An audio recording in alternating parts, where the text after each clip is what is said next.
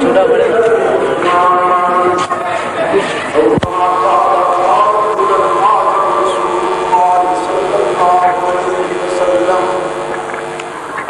وصدق رسوله النبي الأمي الكريم ونحن على ذلك لمن الشاهدين والشاكرين والحمد لله رب العالمين.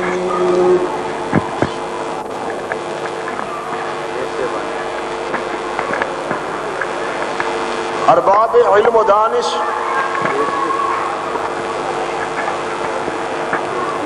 محترم بزرگوں اور عزیز دوستوں،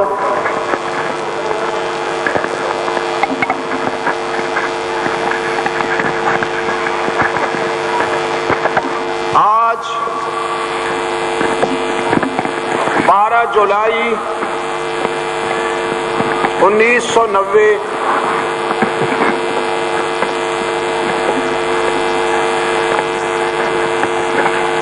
عالمی مجلس تحفظ حقوق اہل سنت و جماعت کے تعاون سے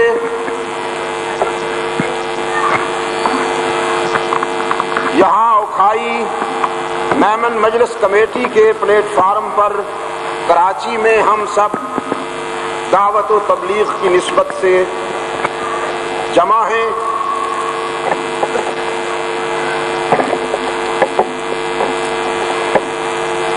اور جیسا کہ آپ جانتے ہیں کہ خلافت راشدہ کے تیسرے تاجدار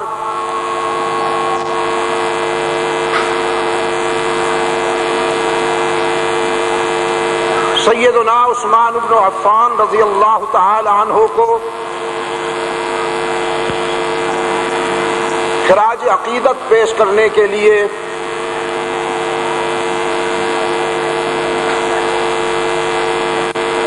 اور اصحاب رسول کے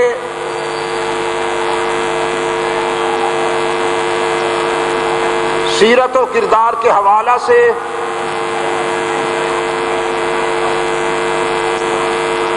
نئی نسل کی ذہن سازی کے لیے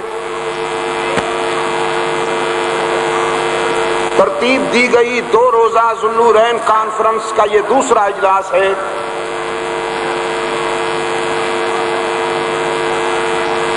گزشتہ رات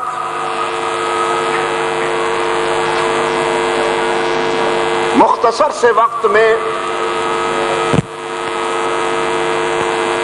ہم نے کچھ تمہیدی باتیں کی تھی.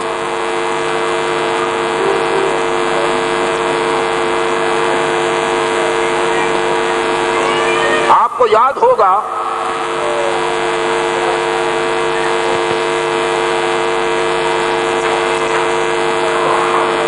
میں نے سیدنا عثمان ابن عفان رضی اللہ تعالی عنہ کی سیرت کے حوالہ سے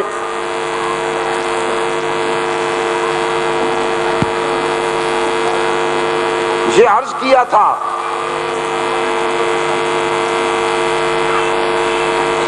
کہ عصر حاضر میں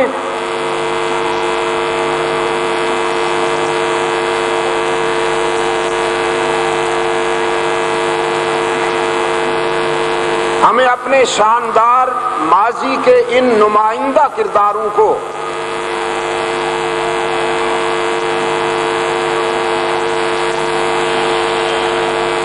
صرف بیان کرنے اور سننے کی حد تک نہیں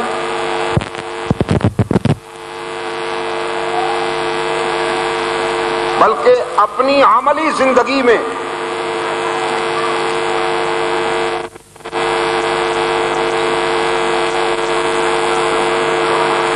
ان کے نقوش حیات کو اپنانے کی ضرورت ہے. جب تک ہم ایسا نہیں کریں گے ہمارے حالات کی اصلاح نہیں ہوگی.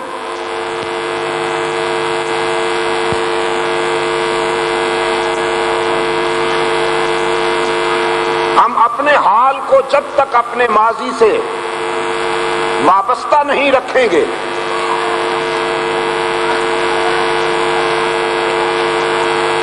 اس وقت تک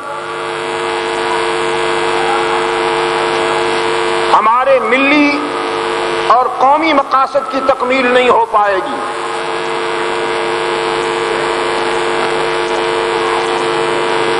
موجودہ حالات میں بہت ضروری ہے کہ ہم اپنے اندر بادشاہ صدق و وفا حضرت ابوبکر صدیق رضی اللہ تعالی عنہ کا سا صدق پیدا کریں۔ اس بات کی بہت ضرورت ہے کہ عدل فاروقی کا احیاء کیا جائے۔ اس بات کی بہت ضرورت ہے کہ عثمان ابن عفان کے ایثار اور قربانی کا احیاء کیا جائے۔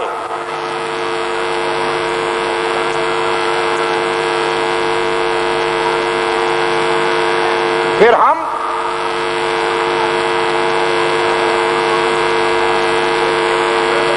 تعداد میں اپنے سے کئی گنا زیادہ حریف پر غلبہ حاصل کر سکیں گے۔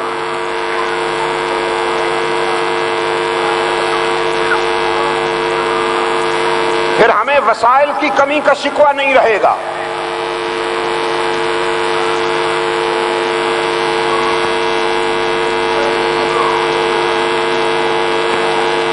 طاغوتی قوتوں کے خلاف امت مصطفی کی باضابطہ پہلی جنگ یا پہلا مقابلہ غزوہ بدر مادی وسائل کی بنیاد پر نہیں، ایمان و یقین اور سچائی کی بنیاد پر جیتا گیا۔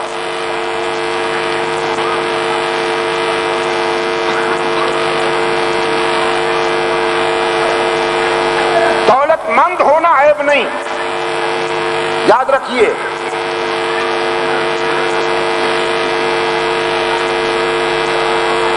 سرمایہ دار ہونا عیب نہیں،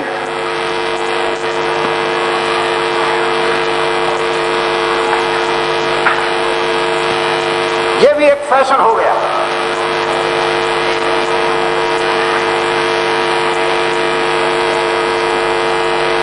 کہ چار لوگ پبلک کا ذہنی استحصال کرنے کے لیے یہ ڈائلاگ استعمال کرتے ہیں کہ ہم سرمایہ داری کے خلاف۔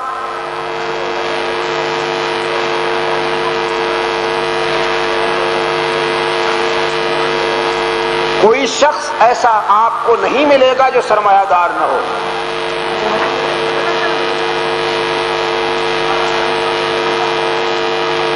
یہ اور بات ہے کہ کسی کے پاس اربوں کا سرمایہ ہوگا، کسی کے پاس ہزاروں روپے ہوں گے۔ صرف اربوں کی دولت کو تو سرمایہ نہیں کہتے، اگر کسی کے پاس چند سو ہیں تو وہ بھی تو سرمایہ ہے۔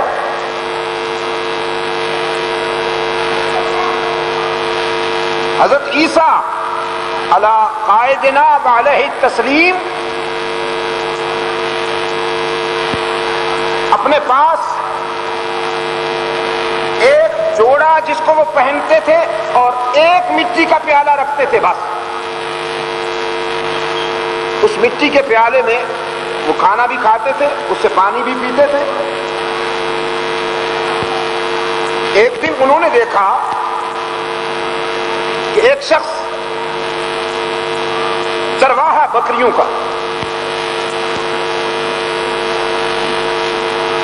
دریا کے کنارے دونوں ہاتھوں سے پانی پی رہا ہے، پانی پینے کے لیے ہاتھوں کو استعمال کر رہا ہے۔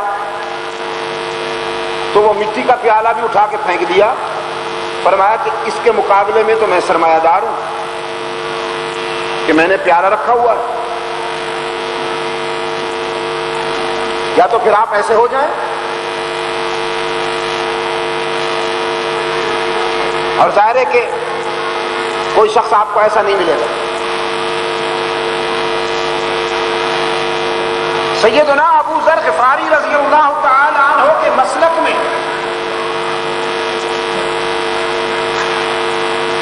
شام کا کھانا کھا کر صبح کے لیے آٹا رکھنا، کھانے کا اہتمام کرنا، کھانے پینے کی چیزیں ذخیرہ کر کے رکھنا جائز نہیں تھا۔ وہ کہتے تھے یہ اللہ پر نان کانفیڈنس ہے، اللہ پر عدم اعتماد ہے، ہم کیوں کھانے کی چیزیں صبح کے لیے جوڑ کے رکھیں؟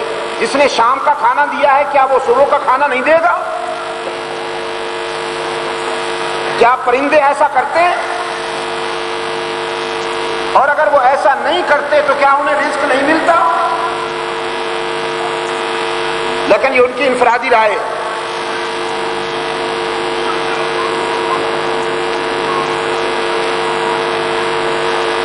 میرے عزیز نوجوانوں،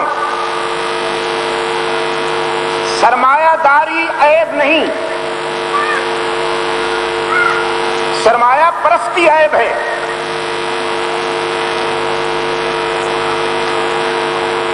دولت مند ہونا عیب نہیں، دولت کو غلط استعمال کرنا جرم ہے۔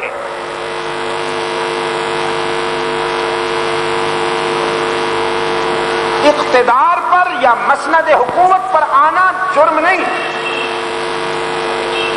اقتدار کی قوت کو غلط مقاصد کے لیے استعمال کرنا جرم ہے۔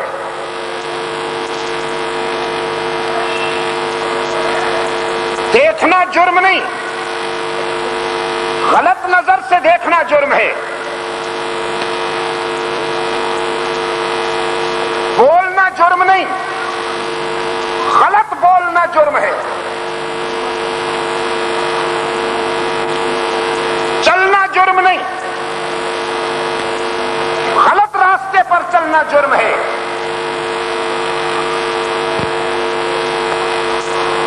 بذات خود انسان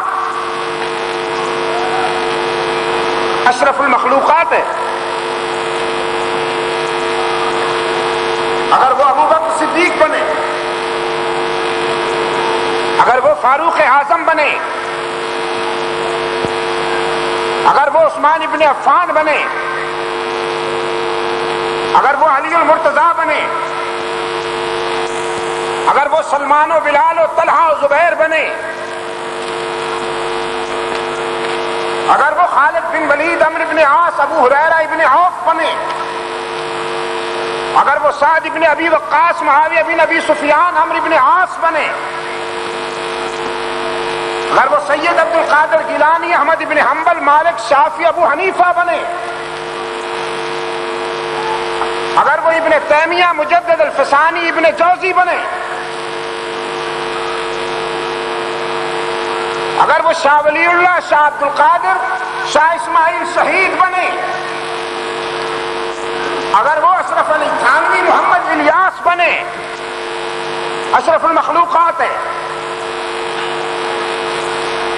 لیکن اگر انسان ابو بکر کے بجائے ابو جہل بن جائے، اگر انسان فرعون بن جائے، قارون بن جائے،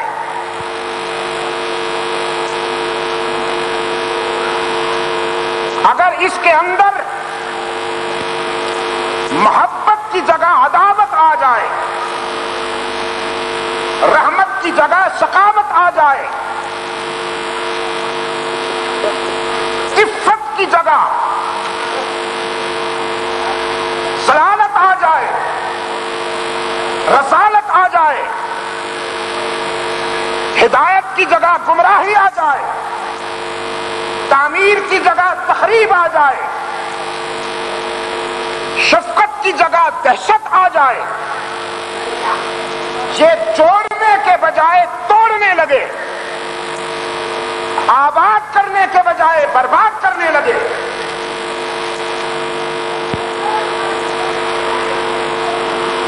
یہ محافظ بننے کے بجائے لٹیرا بن جائے، تو پھر یہی جو اشرف المخلوقات ہے، پھر یہ ارذل المخلوقات بھی ہے۔ اگر یہ صحیح رخ پہ چلے تو اس کی بلندیوں کا مقابلہ روح الامین نہیں کر سکتا، اور اگر یہ غلط رخ پہ آ کر گر ہے تو پھر یہ ابلیس سے بھی بدتر بن جاتا ہے، جس کے معنی یہ ہے کہ فی نفس ہی دولت بری چیز نہیں، سرمایہ بری چیز نہیں، اس کا استعمال اس کو اچھا بناتا ہے یا برا بناتا ہے۔ اسلام نے انسانیت کو عدل کی بنیاد پر جائز طریقوں سے نجی ملکیت کا حق دیا ہے۔ اسلام پرسنل پراپرٹی کا قائل ہے، بٹ اسلام چاہتا ہے کہ تم دولت کی بنیاد پر قارون مت بنو، عثمان بن کے دکھاؤ۔ میں نے چند حوالے رات کی گفتگو میں آپ سے عرض کیے تھے۔ اللہ کے رسول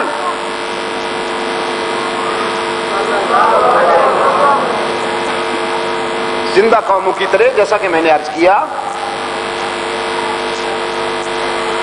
میں جو بول رہا ہوں تو زندہ قوموں کی طرح آپ جہاں آپ کو بولنا ہے وہ ضروری ہے، اس پہ آپ اپنا فرض ادا کرتے جائیں، صحابہ کرام کے نام پر رضی اللہ تعالی عنہم، اور اپنے محسن اعظم کے نام پر زندہ قوموں کی طرف۔ آپ صلی اللہ علیہ وسلم کی حیات طیبہ کا تقریباً یہ آخری معرکہ ہے جسے اسلام کی ڈکشنری میں جیش عسرا کا ٹائٹل دیا گیا ہے۔ گویا مشکلات کا معرکہ، غزوہ تبوک ایک عالمی قوت سے مقابلہ تھا۔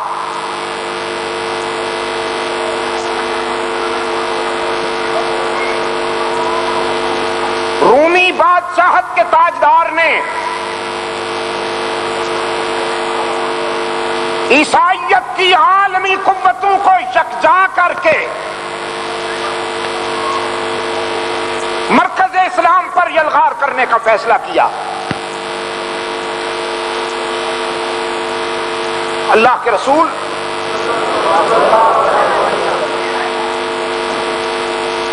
صلی اللہ علیہ وسلم نے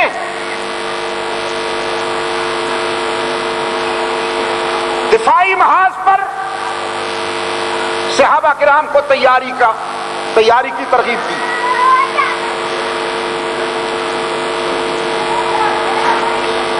میں نے پھر یہاں ایک جملہ استعمال کیا، دفاعی محاذ پر۔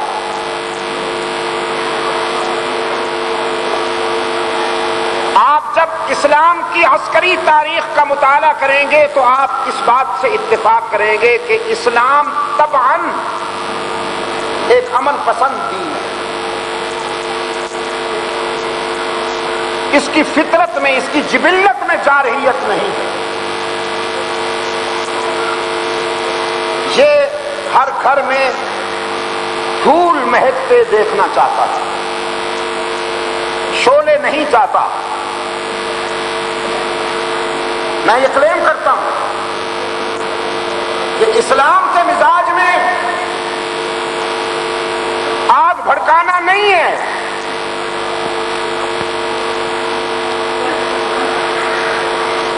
اسلام کے مزاج میں آگ لگانا نہیں ہے۔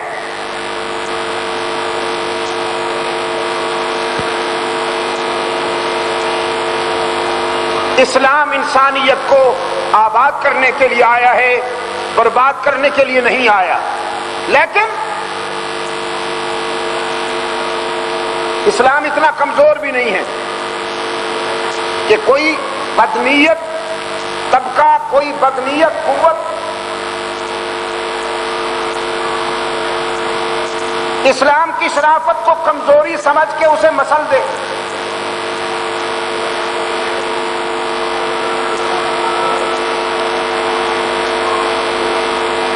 شاید میں نے آپ کو بتایا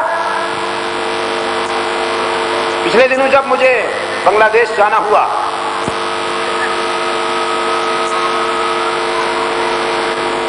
تو بنگلہ دیش میں چٹاگان کی عالمی کانفرنس میں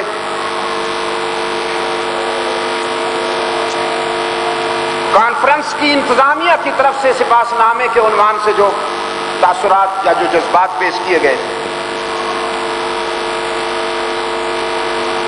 ان میں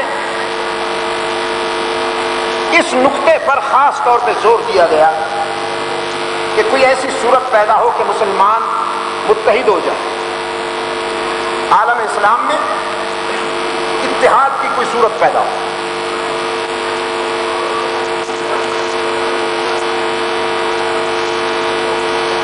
اور میں سمجھتا ہوں کہ یہ ایک کامن ڈیمانڈ ہے۔ آج ہر شخص دل سے چاہتا ہے کہ کوئی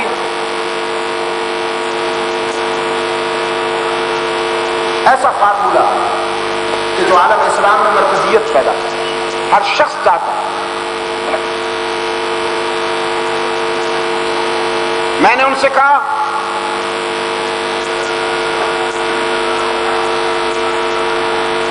بدقسمتی سے آج ہر شخص اپنے مقصد کو پورا کرنے کے لیے احادیث کی بھی تعویل کرتا ہے، قرآن کے مفہوم کو بھی اپنے مقصد کے لیے بدلتا ہے۔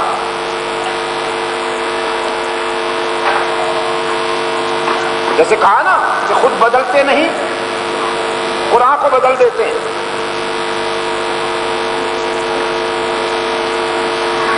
کوئی اگر ٹیڑھا چل رہا ہے تو وہ ثابت کرنے کی کوشش کرتا ہے کہ قرآن کا مفہوم یہی ہے کہ ٹیڑھے چلو۔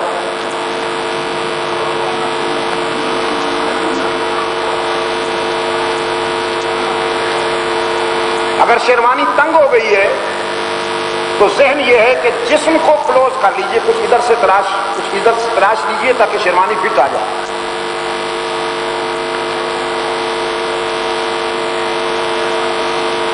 اب آج اگر میں کسی لیڈر سے پوچھوں کہ بھائی اتحاد کی کیا صورت ہے تو وہ کہے گا اتحاد کی صورت یہ ہے کہ آپ میری پارٹی میں شامل ہو جائیں۔ یہی بات ہے نا؟ کسی گدی نشین سے پیر صاحب سے پوچھوں حضرت اتحاد کی کیا صورت ہے، وہ کہے گا بچوں میرے مرید بن جاؤ۔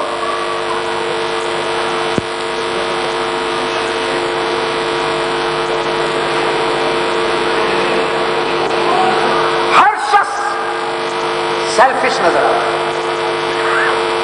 معذرت کے ساتھ ایکسپلائٹیشن ہو رہی ہے، استحصال ہو رہا ہے۔ تو میں ان سے پوچھوں ہی کیوں؟ میں نے قرآن کی طرف رجوع کیا اور میں نے اس کتاب زندہ سے پوچھا آپ کے خیال میں اتحاد کا فارمولہ کیا ہے؟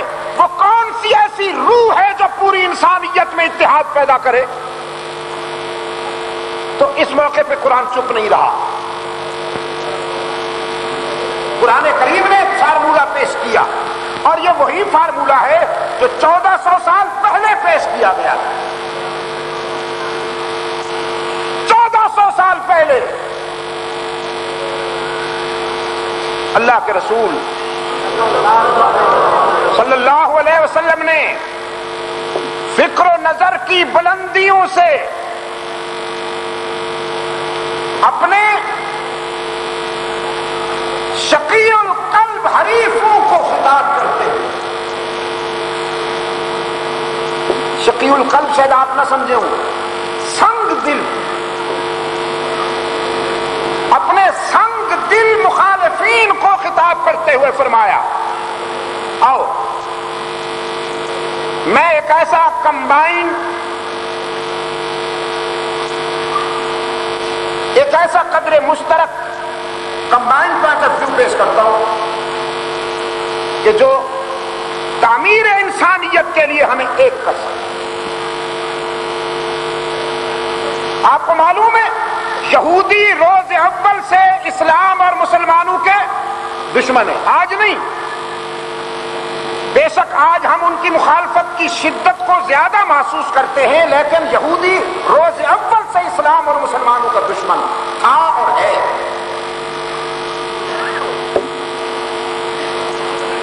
لیکن آپ اندازہ فرمائیے رحمت عالم صلی اللہ علیہ وسلم کے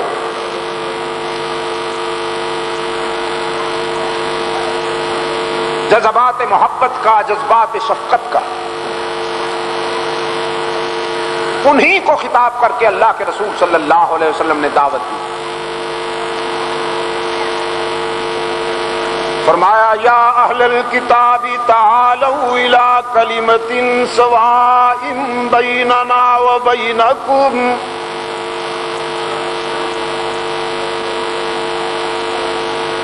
قل یا اہل الکتاب تعالوا الی کلمۃ سواء بیننا وبینکم، اے یہودیوں، نصرانیوں، عزیر کو ماننے والوں،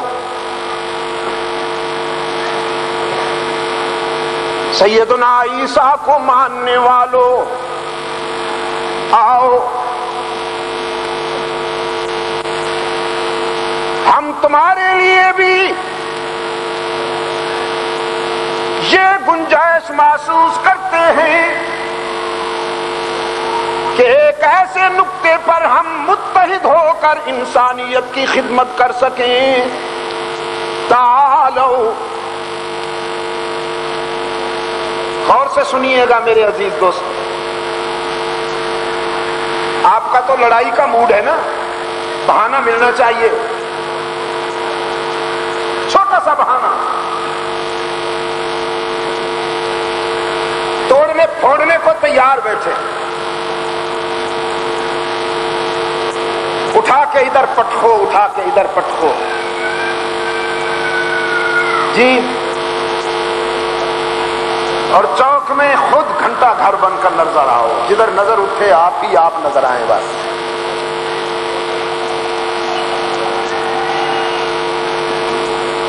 فرمایا تعالوا الی کلمہ، آؤ ایک ایسے نقطے پر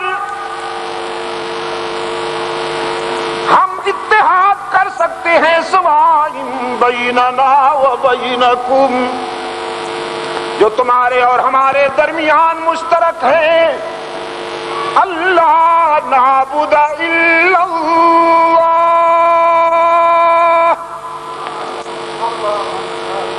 یہ ہے نقطہ اتحاد، ہمارا معبود ایک۔ یاد رکھنا کراچی کے روشن ضمیروں، میرے عزیز نوجوانوں، یاد رکھنا عشق کبھی نہیں لڑاتا، ضمیر کے سفر میں ہمیشہ اتحاد ہوتا ہے، لڑائی معدے پر ہوا کرتی ہے، ہمیشہ ہوس لڑاتی ہے، عشق نہیں لڑاتا۔ میں کہا کرتا ہوں شمع پر جلنے والے پروانے، کوئی کالا، کوئی گورا، کوئی چھوٹا، کوئی بڑا، لیکن شمع پہ پروانے آئیں گے، آپ نے ان میں کبھی لڑائی نہیں دیکھی ہوگی۔ لڑائی جب بھی دیکھیں گے آپ، ہاں، کسی ڈیڈ باڈی پہ کتے، یہ عشق ہے اور وہ ہوس ہے۔ میدا لڑاتا ہے، میدا لڑا دیا میدے نے کہ نہیں لڑایا؟ پان کو اور شملے کو لڑا دیا کہ نہیں؟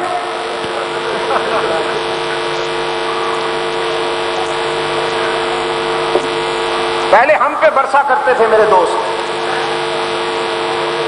دیکھو جی یہ تقسیم ہوئے پڑے ہیں، ان میں پارٹیشن ہو گئی ہے، ہم ایک عشق کے مسافر ہیں، ہماری منزل ایک ہے،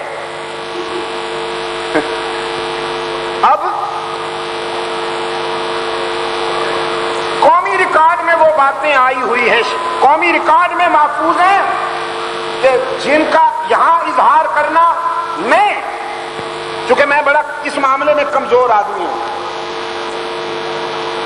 میں آپ کو بتا دوں، میں پرسنل ہٹ نہیں چاہتا ہوں، میں اس بات کو نہیں کرتا ہوں، میں ہمیشہ مرض کا علاج کرتا ہوں، مریض کو نہیں چھیڑتا، یا پھر اپنے ذوق کی بات ہے نا جی۔ کچھ ڈاکٹر وہ ہیں کہ جو اپنے پیشنٹ کو تو پیار کرتے ہیں، اس کے لیے بڑا اچھا بستر لگاتے ہیں، اس کے لیے فضا بڑی صاف ستھری رکھتے ہیں، لیکن مرض کا علاج کرتے ہیں۔ اور کچھ ڈاکٹر ایسے ہیں کہ جو ہی ٹمپریچر معلوم ہوا اٹھا کے تھپڑ مارا کہ تجھے یہ بخار ہوا کیوں؟ اتنا تیز بخار، 104 پہ بخار ہے، ایک تھپڑ ادھر اور ایک ادھر۔ تو انشاءاللہ ایسے ڈاکٹر کا کلینک ویرانے میں بدل گیا۔ میں مرض کا علاج کرتا ہوں، مریض کو کوشش کرتا ہوں کہ انہیں ٹچ نہ کیا جائے۔ معدہ لڑاتا ہے، معدے کے اختلاف کے باوجود بھی اختلاف نہیں ہوتا، مفادات میں ٹکراؤ کے باوجود بھی ٹینشن نہیں ہوتی،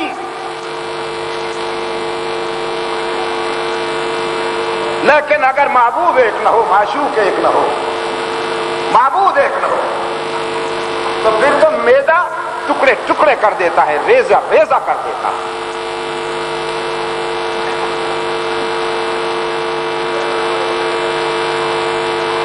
کل بھی اور آج بھی، آئندہ بھی آپ مسلمانوں کی بات کرتے ہیں، میں عالم انسانیت کی بات کرتا ہوں۔ آپ صرف مسلمانوں کی بات کرتے ہیں، میں عالم انسانیت کی بات کرتا ہوں۔ اگر آپ تعمیر چاہتے ہیں، اگر آپ انسانیت کی فلاح چاہتے ہیں، اگر آپ انسانیت کے مشترکہ دکھوں سے، مصائب سے اپنی آنے والی نسلوں کو بچانا چاہتے ہیں، تو اتحاد کا فارمولہ یہی ہے کہ سب کچھ خدا سے ہونے اور غیر اللہ سے کچھ نہ ہونے کا یقین پیدا کرو۔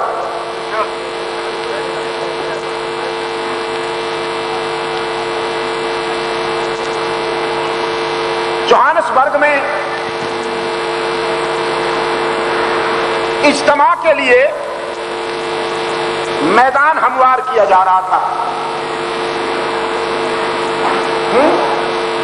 میدان ہموار کیا جا رہا تھا، جھاڑیاں کاٹ رہے تھے، وہ جو ذرا زمین میں نشیب تھے وہ بھر رہے تھے، کھڈے وغیرہ درست کر رہے تھے، اجتماع ہونے والا تھا۔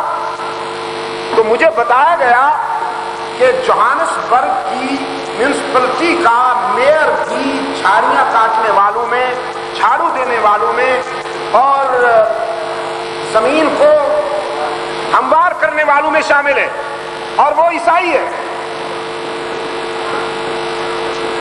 تو ایک تبلیغی بزرگ مجھے اس کے پاس لے گئے، ہم نے اس سے کہا کہ بھئی یہ تو مسلمانوں کا اجتماع ہوگا، یہاں مسلمانوں کے اجتماع کے لیے یہ زمین ہموار کی جا رہی ہے، آپ کو کیا دلچسپی ہے؟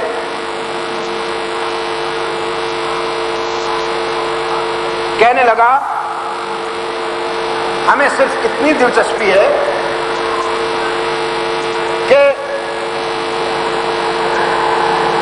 اللہ کو خوش کرنے کے لیے، اللہ کے بندوں کی مصائب اور ان کی تکالیف کو دور کرنے کے لیے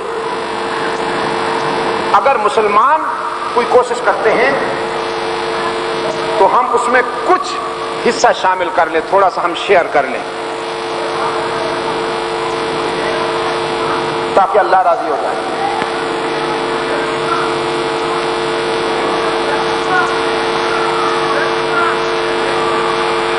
ظاہر ہے یہ کبھی نہیں ہو سکتا، میں چاہوں کہ سب انسان ایک ہی طرز پر سوچنے والے بن جائے؟ قرآن کہتا ہے اگر اللہ چاہتا تو اپنی مخلوق کو ایسا ہی بناتا.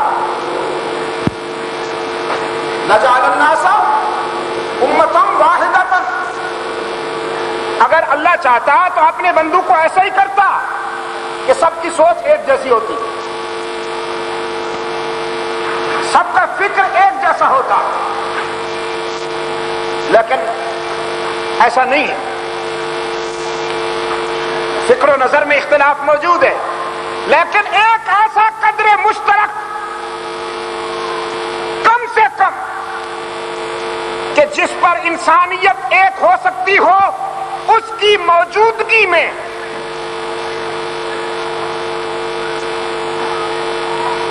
اختلاف کی آگ بھڑکانے سے گریز کرنا چاہیے.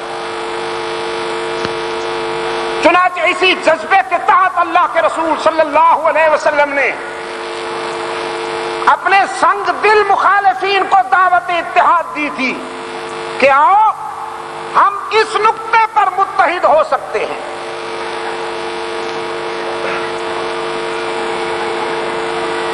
وہ کون سا نقطہ ہے؟ اللہ کی توحید. اور میں کہا کرتا ہوں کراچی کے روشن ضمیروں، توحید کی فطرت میں وحدت ہے،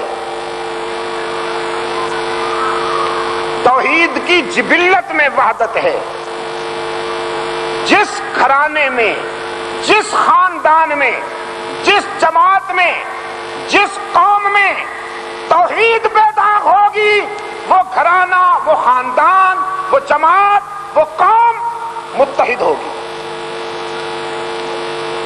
اور جس گھرانے میں، جس خاندان میں، جس جماعت میں، جس قوم میں توحید کا تصور داغدار ہوگا، وہ ٹوٹ جائے گا. اس لیے کہ توحید کی فطرت میں وحدت ہے. توحید جوڑتی ہے اور شرک توڑتا ہے. شرک کی فطرت میں انتشار ہے. شرک جس گھرانے میں آئے گا، شرک جس خاندان میں آئے گا، شرک جس قوم میں آئے گا، ریزہ ریزہ کر دے گا اسے. کیونکہ شرک توڑتا ہے اور توحید جوڑتی ہے. توحید کی فطرت میں وحدت ہے اور شرک کی فطرت میں انتشار ہے. اس لیے قرآن کہتا ہے، فرمایا وَاعْتَصِمُوا بِحَبْلِ اللَّهِ جَمِيعًا وَلَا تَفَرَّقُوا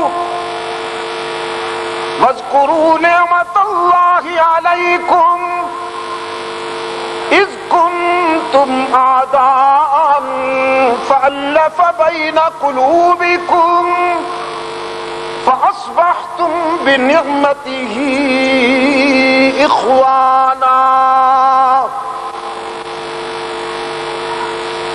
اللہ کی رسی کو مضبوطی سے تھام لو.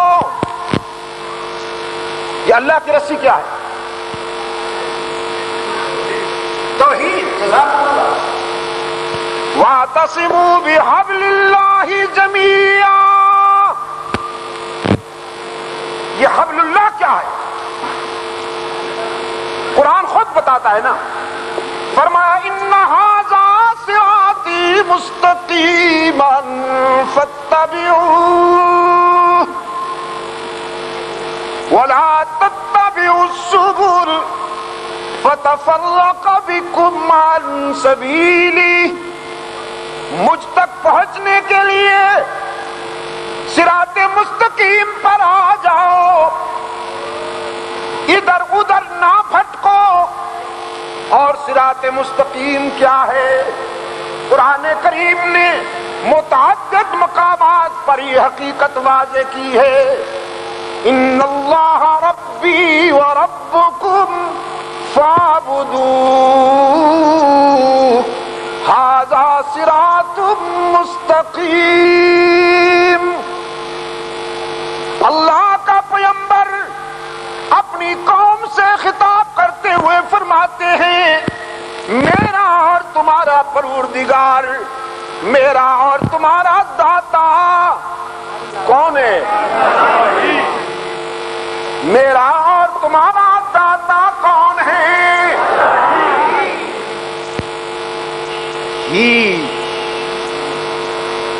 اللہ ہی، اس پہ ذرا زور دینا تاکہ بھیگے بیماروں کو اللہ شفائے کاملہ عطا فرمائے.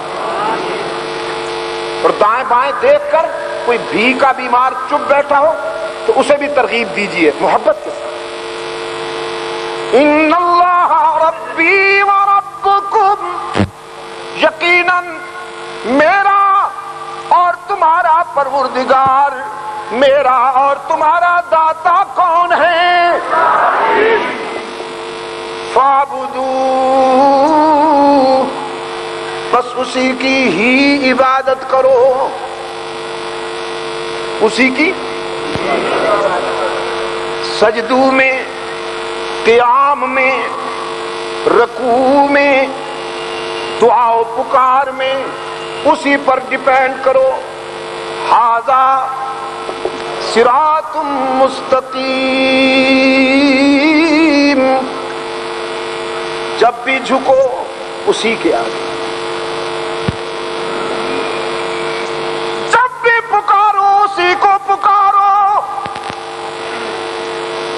اگر عابد سب زندہ دار ہو جب بھی، اور اگر گناہگار ہو جب بھی پکارو اسی کو پکارو کہ وہی سننے والا ہے. باقی جہاں جاؤ گے لوٹے جاؤ گے.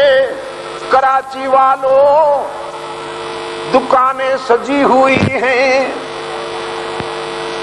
مختلف رنگوں والی جھنڈیاں لہرا رہی ہیں، اور بیٹھے ہوئے ہیں فنکار.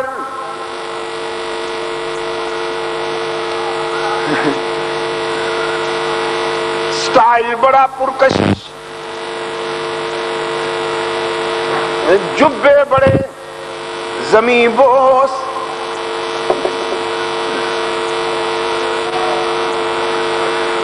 اور پان کی دکان جیتی رہے ہونٹ سرخ.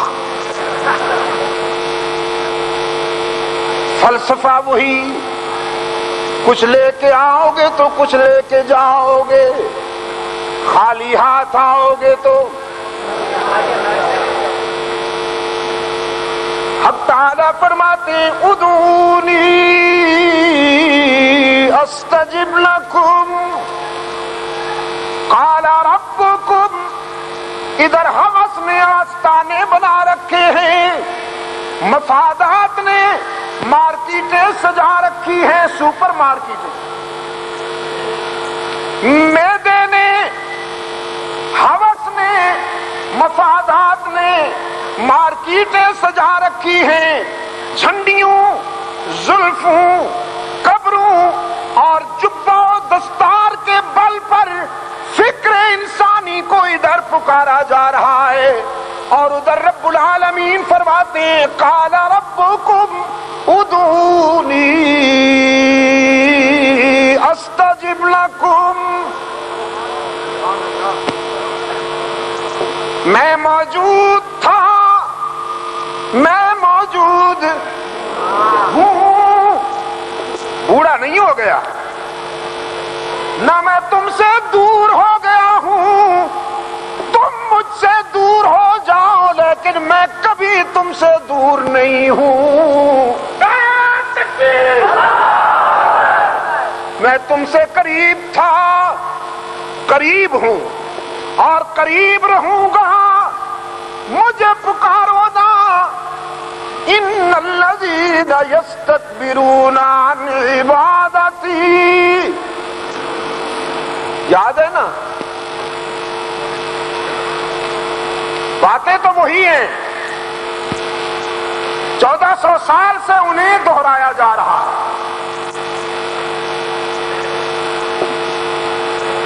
میں نے پہلے بھی کسی موقع پر آپ سے یہ گزارش کی تھی.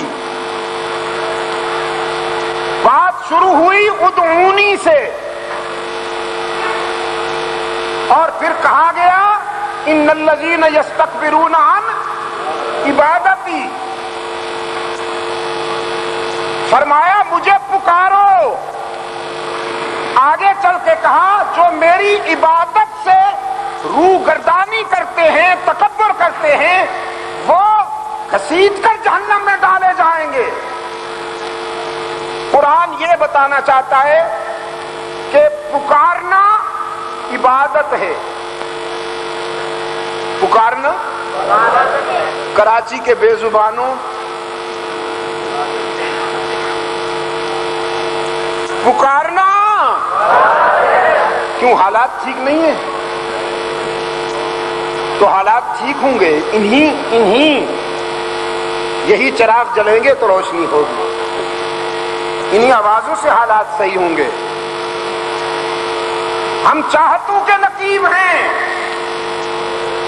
ہم محبت کے دائی ہیں، توحید و سنت کے دائی ہیں نا۔ پکارنا، پکاریے نا ذرا مل کے، یا اللہ، بس اتنی آواز ہے آپ کی۔ ذرا ہاں ذرا تھوڑا سا زندگی کے ساتھ، تھوڑی سی زندگی کی حرارت آئے، یاد کیجئے نا اسے، یا اللہ۔ وہ جو دور کھڑے ہیں ان کی پکار کی حرارتیں ذرا مجھ تک پہنچیں، یا اللہ۔ یہ کیا ہے؟ عبادت۔ یا اللہ، یہ کیا ہوا؟ عبادت۔ یا اللہ، شاہ کے ساتھ اللہ کو پکارنا کیا ہوا؟ عبادت ہے۔ تو اگر کوئی کہے یا عبد اللہ، یہ کیا ہے؟ جزاک اللہ۔ اب اس کے لیے بھی میں محنت کروں؟ یہ تو بالکل کامن سینس کی بات ہے نا جی، تو ہر شخص کی سمجھ میں آنے والی بات ہے۔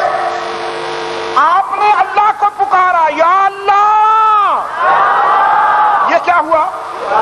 عبادت۔ اور اللہ کے سوا اگر آپ نے اس کے کسی نبی کو، ولی کو، رسول کو پکارا اسی لہجے میں، اسی تصور میں جس سے آپ نے اللہ کو پکارا ہے، تو یہ کیا ہوا؟ بات تو صرف اتنی ہے، بات تو صرف اتنی ہے۔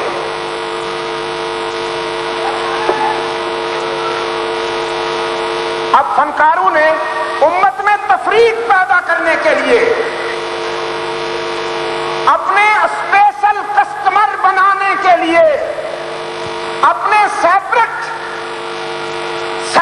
کسٹمر بنانے کے لیے یا رسول اللہ کا نعرہ لگائے اور کہا دیکھو جی یہ رسول کو نہیں مانتے، یہ نہیں کہتے اس طرح، یہ گستاخ رسول ہے۔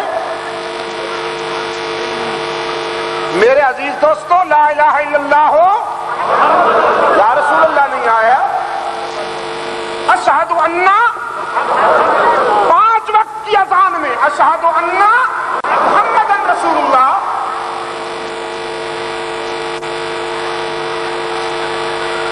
ایک ہے کسی کے سامنے کسی کو پکارنا، یا عبد الرحمن انظر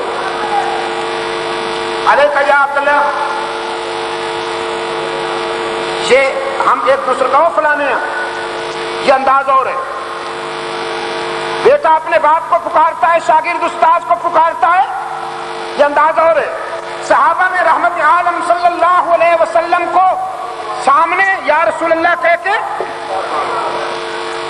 خطاب اختیار کیا، انداز گفتگو اختیار کیا، لیکن تنہائی میں مشکلات و مصائب کے لمحات میں مدد مانگنے کے لیے جب بھی پکارا گیا،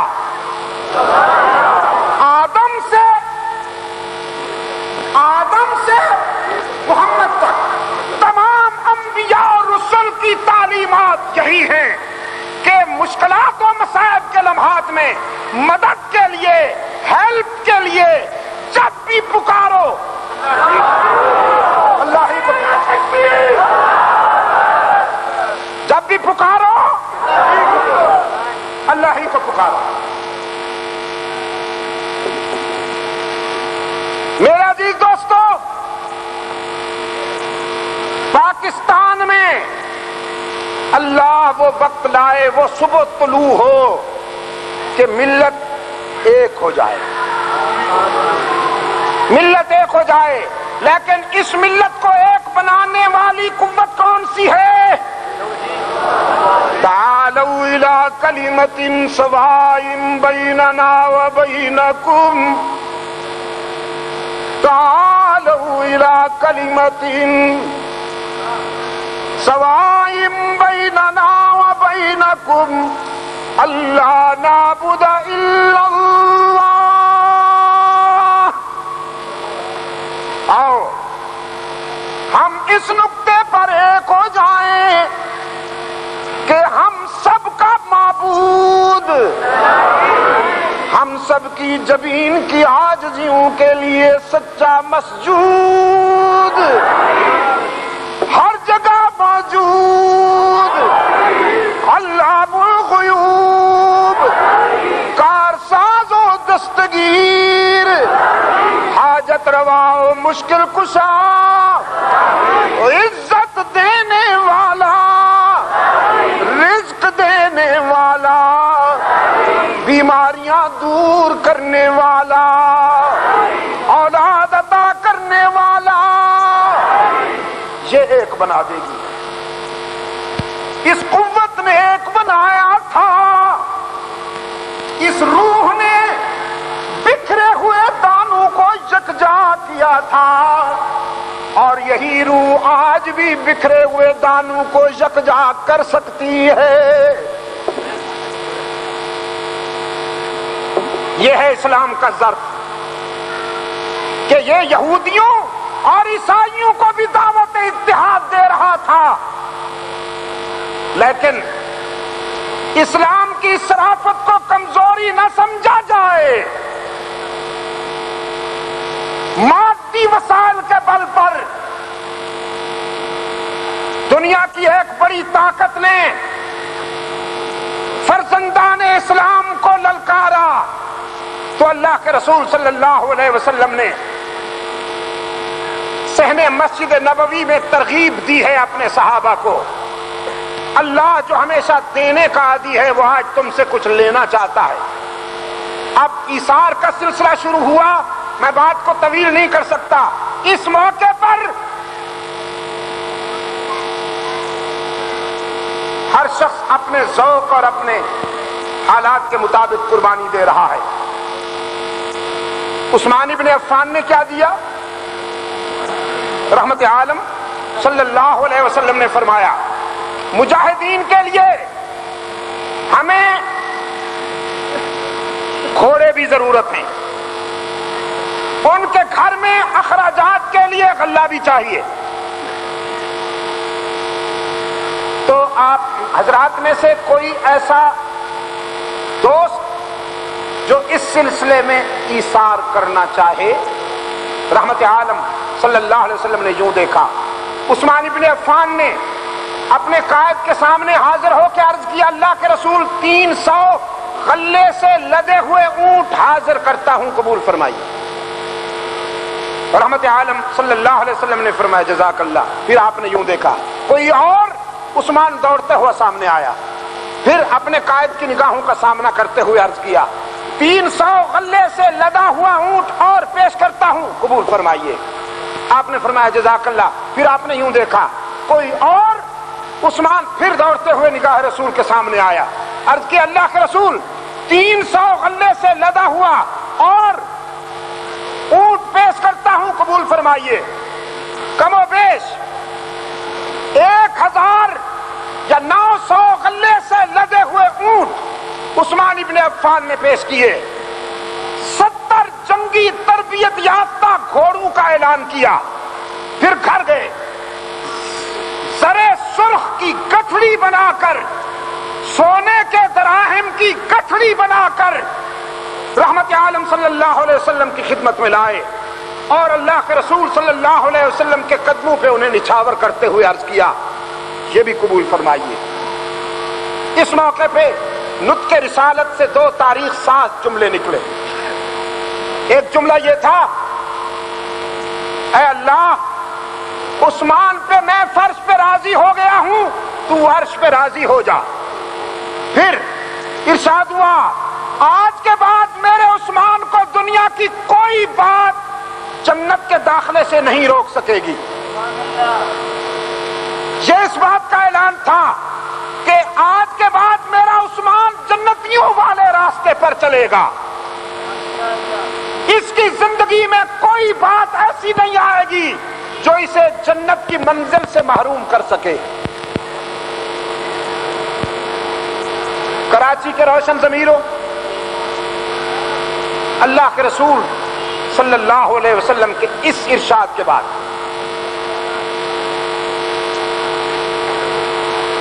عثمان ابن عفان رضی اللہ تعالی عنہ کے جنتی ہونے میں کوئی شبہ؟ اور آہستہ جواب دیجئے گا، اللہ کے رسول صلی اللہ علیہ وسلم کے اس ارشاد کے بعد عثمان ابن عفان کے جنتی ہونے میں کوئی شبہ باقی رہ جاتا ہے؟ لیکن حاسد جو ہوتا ہے، حسد کا بیمار، وہ بڑا بد نصیب ہوتا ہے، وہ محسود کی خوبیوں کا بھی اعتراف نہیں کرتا۔ حاسد کی نظر میں محسود کی کوئی خوبی نہیں ہوتی۔ حاسدین نے تاریخ کی آڑ میں عثمان ابن عفان رضی اللہ تعالیٰ عنہ پر تیر چلانا شروع کیے،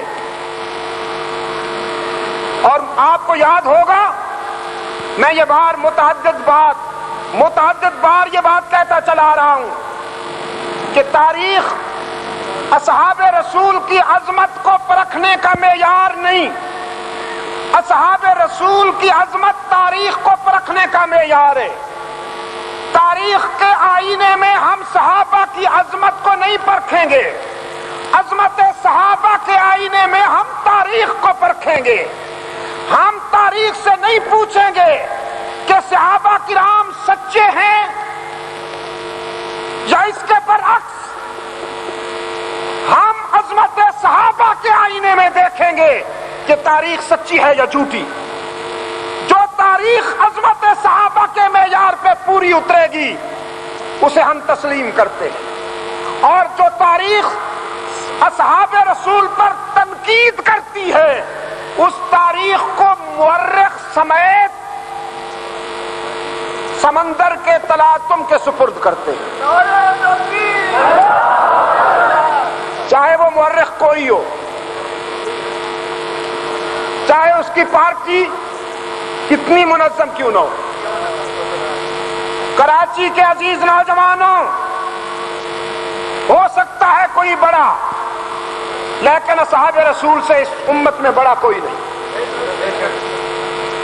کسی کا احترام بہت زیادہ ہوگا اپنے حلقے میں، لیکن میرے نزدیک صدیق و عمر، عثمان و علی سے بڑا محترم کون ہوگا؟ اگر کوئی شخص اپنی تنظیم، اپنی پارٹی اور اپنے حلقے میں مقبولیت کے بل پر تاریخ کی آڑ میں اصحاب رسول پر تنقید کے بستر چلاتا ہے تو ایک لمحے کی تاخیر کیے بغیر ہم اسے مسترد کریں گے، اصحاب رسول کی عظمت میں شبہ نہیں آنے دیں گے۔ یہ ہمارا فرض منصبی تھا، ہمارا فرض منصبی ہے، اور جب تک ہم زندہ ہیں یہ ہمارا فرض منصبی رہے گا۔ ہم اصحاب رسول کے وکیل صفائی کا کردار ادا کرتے رہیں گے جب تک زندہ ہیں۔ نعرہ تکبیر، ناموس صحابہ، نعرہ تکبیر، علامہ سید میرے عزیز دوستو، میرے عزیز دوستو، ابھی ہمارے مجھ سے پہلے میرے بزرگ نے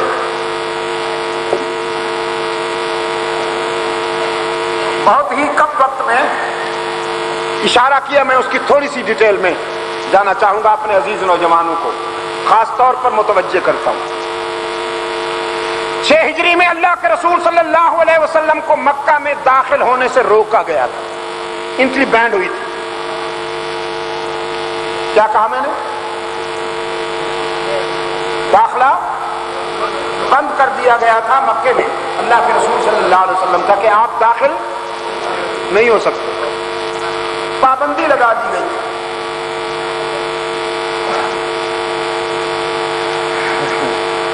پابندیاں کون لگایا کرتے ہیں؟ مکہ والوں کے وارث،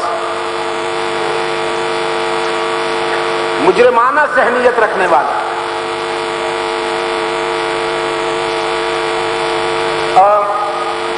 محرم آ رہا ہے،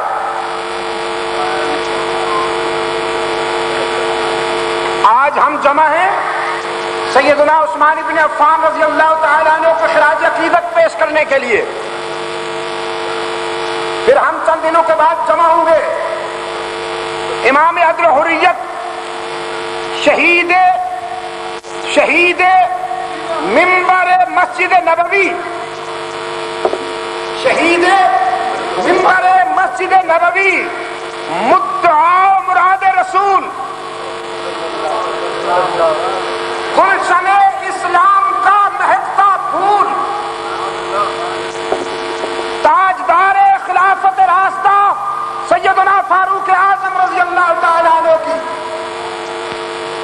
بارگاہ میں خراج عقیدت پیش کرنے کے لیے، اور شہید کربلا، نواسہ رسول، جگر گوشہ بطول سیدنا حسین ابن علی رضی اللہ تعالی عنہما کو خراج عقیدت پیش کرنے کے لیے میں محرم میں آؤں گا انشاءاللہ اگر زندگی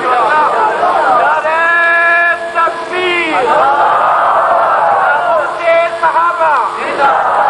میں جب گزشتہ دور حکومت میں آیا کرتا تھا تو مجھ پر پابندیاں لگتی تھی، یاد ہے؟ وہ دور کیا تھا؟ بقول میرے جمہوری دوستوں کے بقول وہ دور آمریت. آپ سمجھے نا؟ اور عبد المجید ندیم کو آپ جانتے ہیں نا کہ عبد المجید ندیم نے اس دور میں بھی خوشامد نہیں کی تھی. میں اس دور کی شورا کا ممبر بھی نہیں تھا، میرے پاس دعوت نامے پڑے ہوئے ہیں. آپ سمجھے کہ نہیں؟ اس دور کی شورا کی ممبری بھی سج دھج کر میرے ہاتھ تشریف لائی تھی اور مجھے دعوت نظارہ دی تھی اس نے، لیکن میں نے قبول نہیں کی تھی الحمدللہ. اور آپ کو معلوم ہے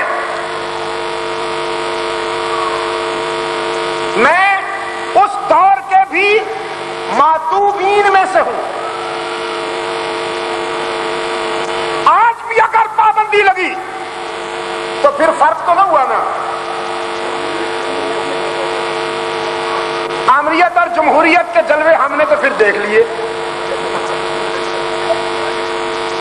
آمریت نے بھی ہمیں برداشت نہ کیا اور محترمہ و مکرمہ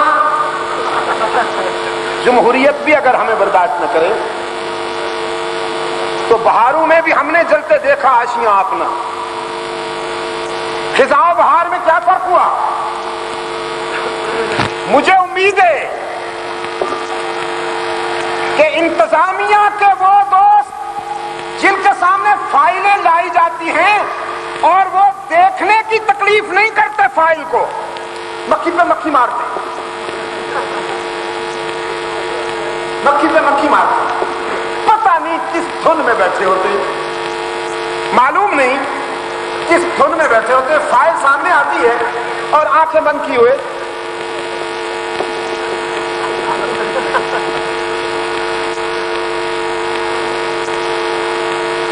مجھے امید ہے کہ وہ فائل کو ذرا مطالعہ کریں اور گزارش کر دینا چاہتا ہوں اور بہت آرام کے ساتھ،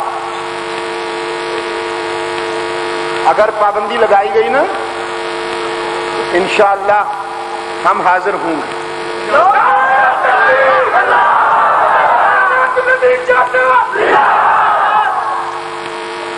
میمن برادری اگر جرأت نہیں کرے گی، مجھے امید ہے کہ میمن برادری جرأت کرے گی انشاءاللہ۔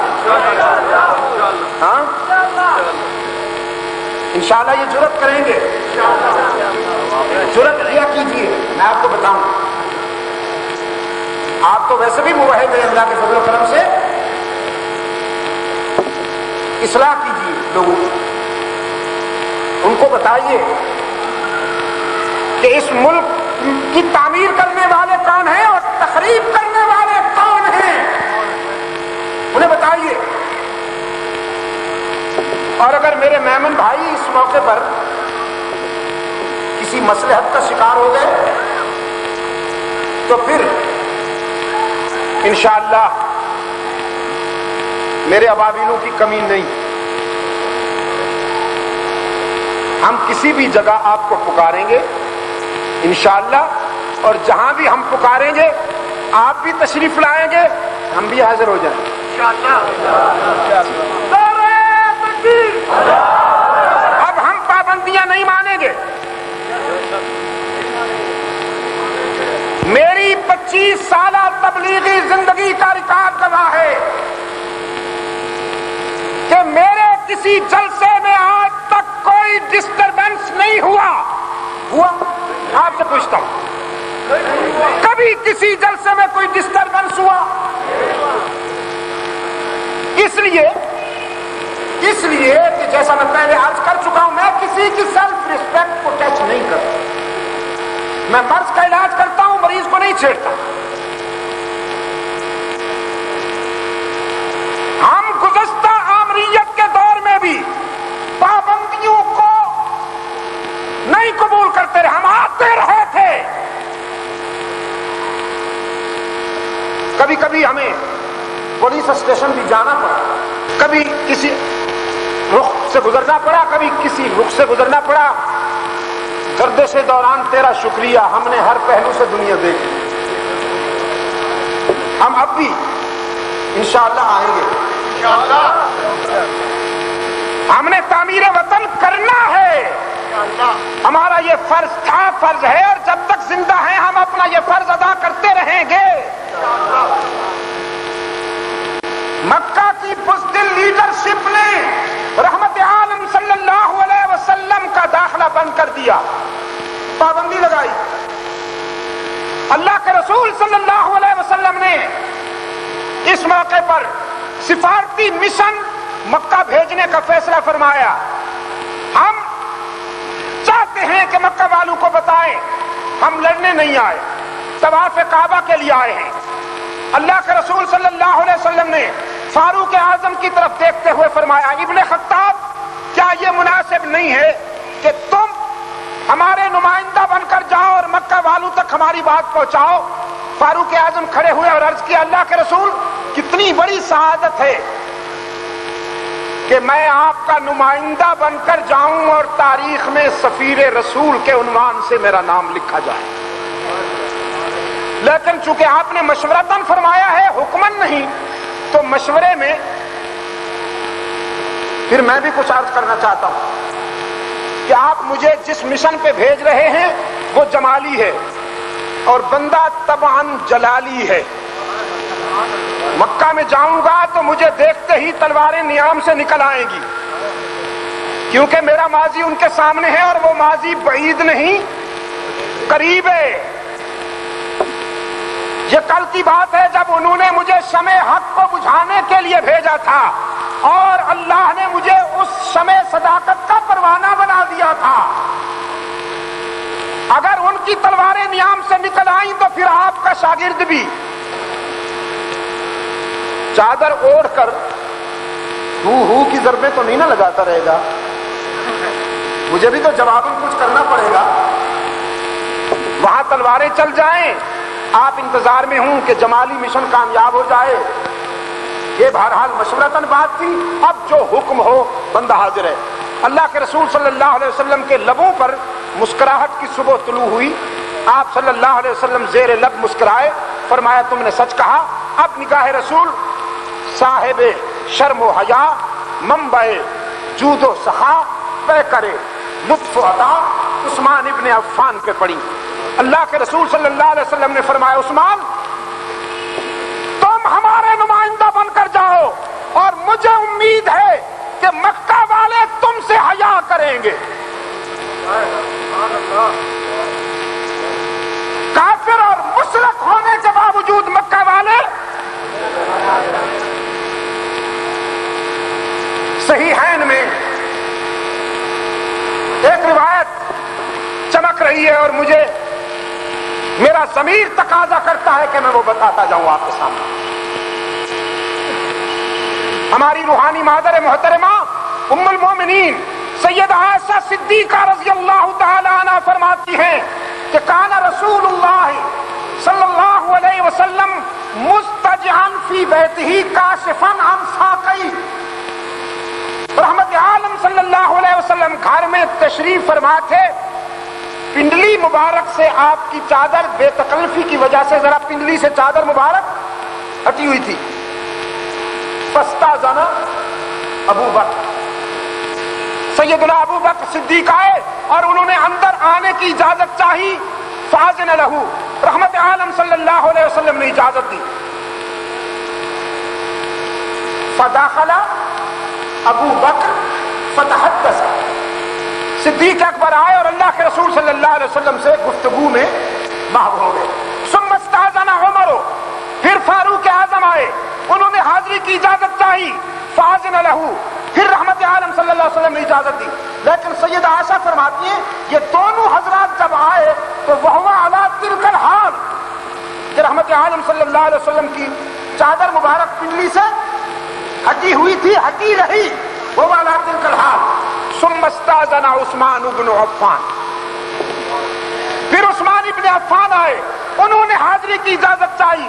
سیدہ عائشہ فرماتی ہیں فجالس رسول اللہ صلی اللہ علیہ وسلم، رحمت عالم صلی اللہ علیہ وسلم اٹھ بیٹھے۔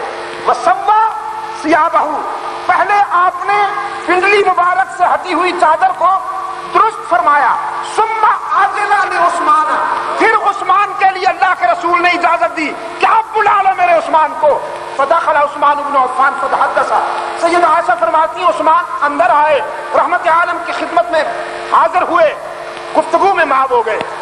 وَإِذَا خَرَجَ عثمان، جب حضرت عثمان چلے گئے تو سیدہ عائشہ صدیقہ رضی اللہ تعالی عنہ فرماتی ہیں میں نے اللہ کے رسول سے پوچھا دخل ابو بکر وعمر ولم تختص لهما ولم تبالي، ابو بکر و عمر آئے، آپ نے ان کے لیے یہ تکلف نہیں کیا، لیکن جب عثمان آئے فجلست وسويت ثيابك، ان کے آنے پر آپ اٹھ بیٹھے اور آپ نے اپنی پنڈلی سے ہٹی ہوئی چادر درست فرمائی۔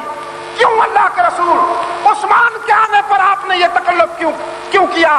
فقال رسول اللہ صلی اللہ علیہ وسلم، سید عائشہ فرماتی ہیں رحمت عالم نے یہ سن کے فرمایا الا استحجی من رجل، عائشہ الا استحجی من رجل یستحجی منہ الملائکہ تستحجی منہ الملائکہ، میں اس شخص سے حیا نہ کروں جس سے اللہ کے فرشتے عرش پر حیا کرتے ہیں۔ نعرہ تکبیر، حیا عثمان، نعرہ تکبیر۔ رسول بھی جس سے حیا کرتا ہے، اللہ کے فرشتے بھی جس سے حیا کرتے ہیں۔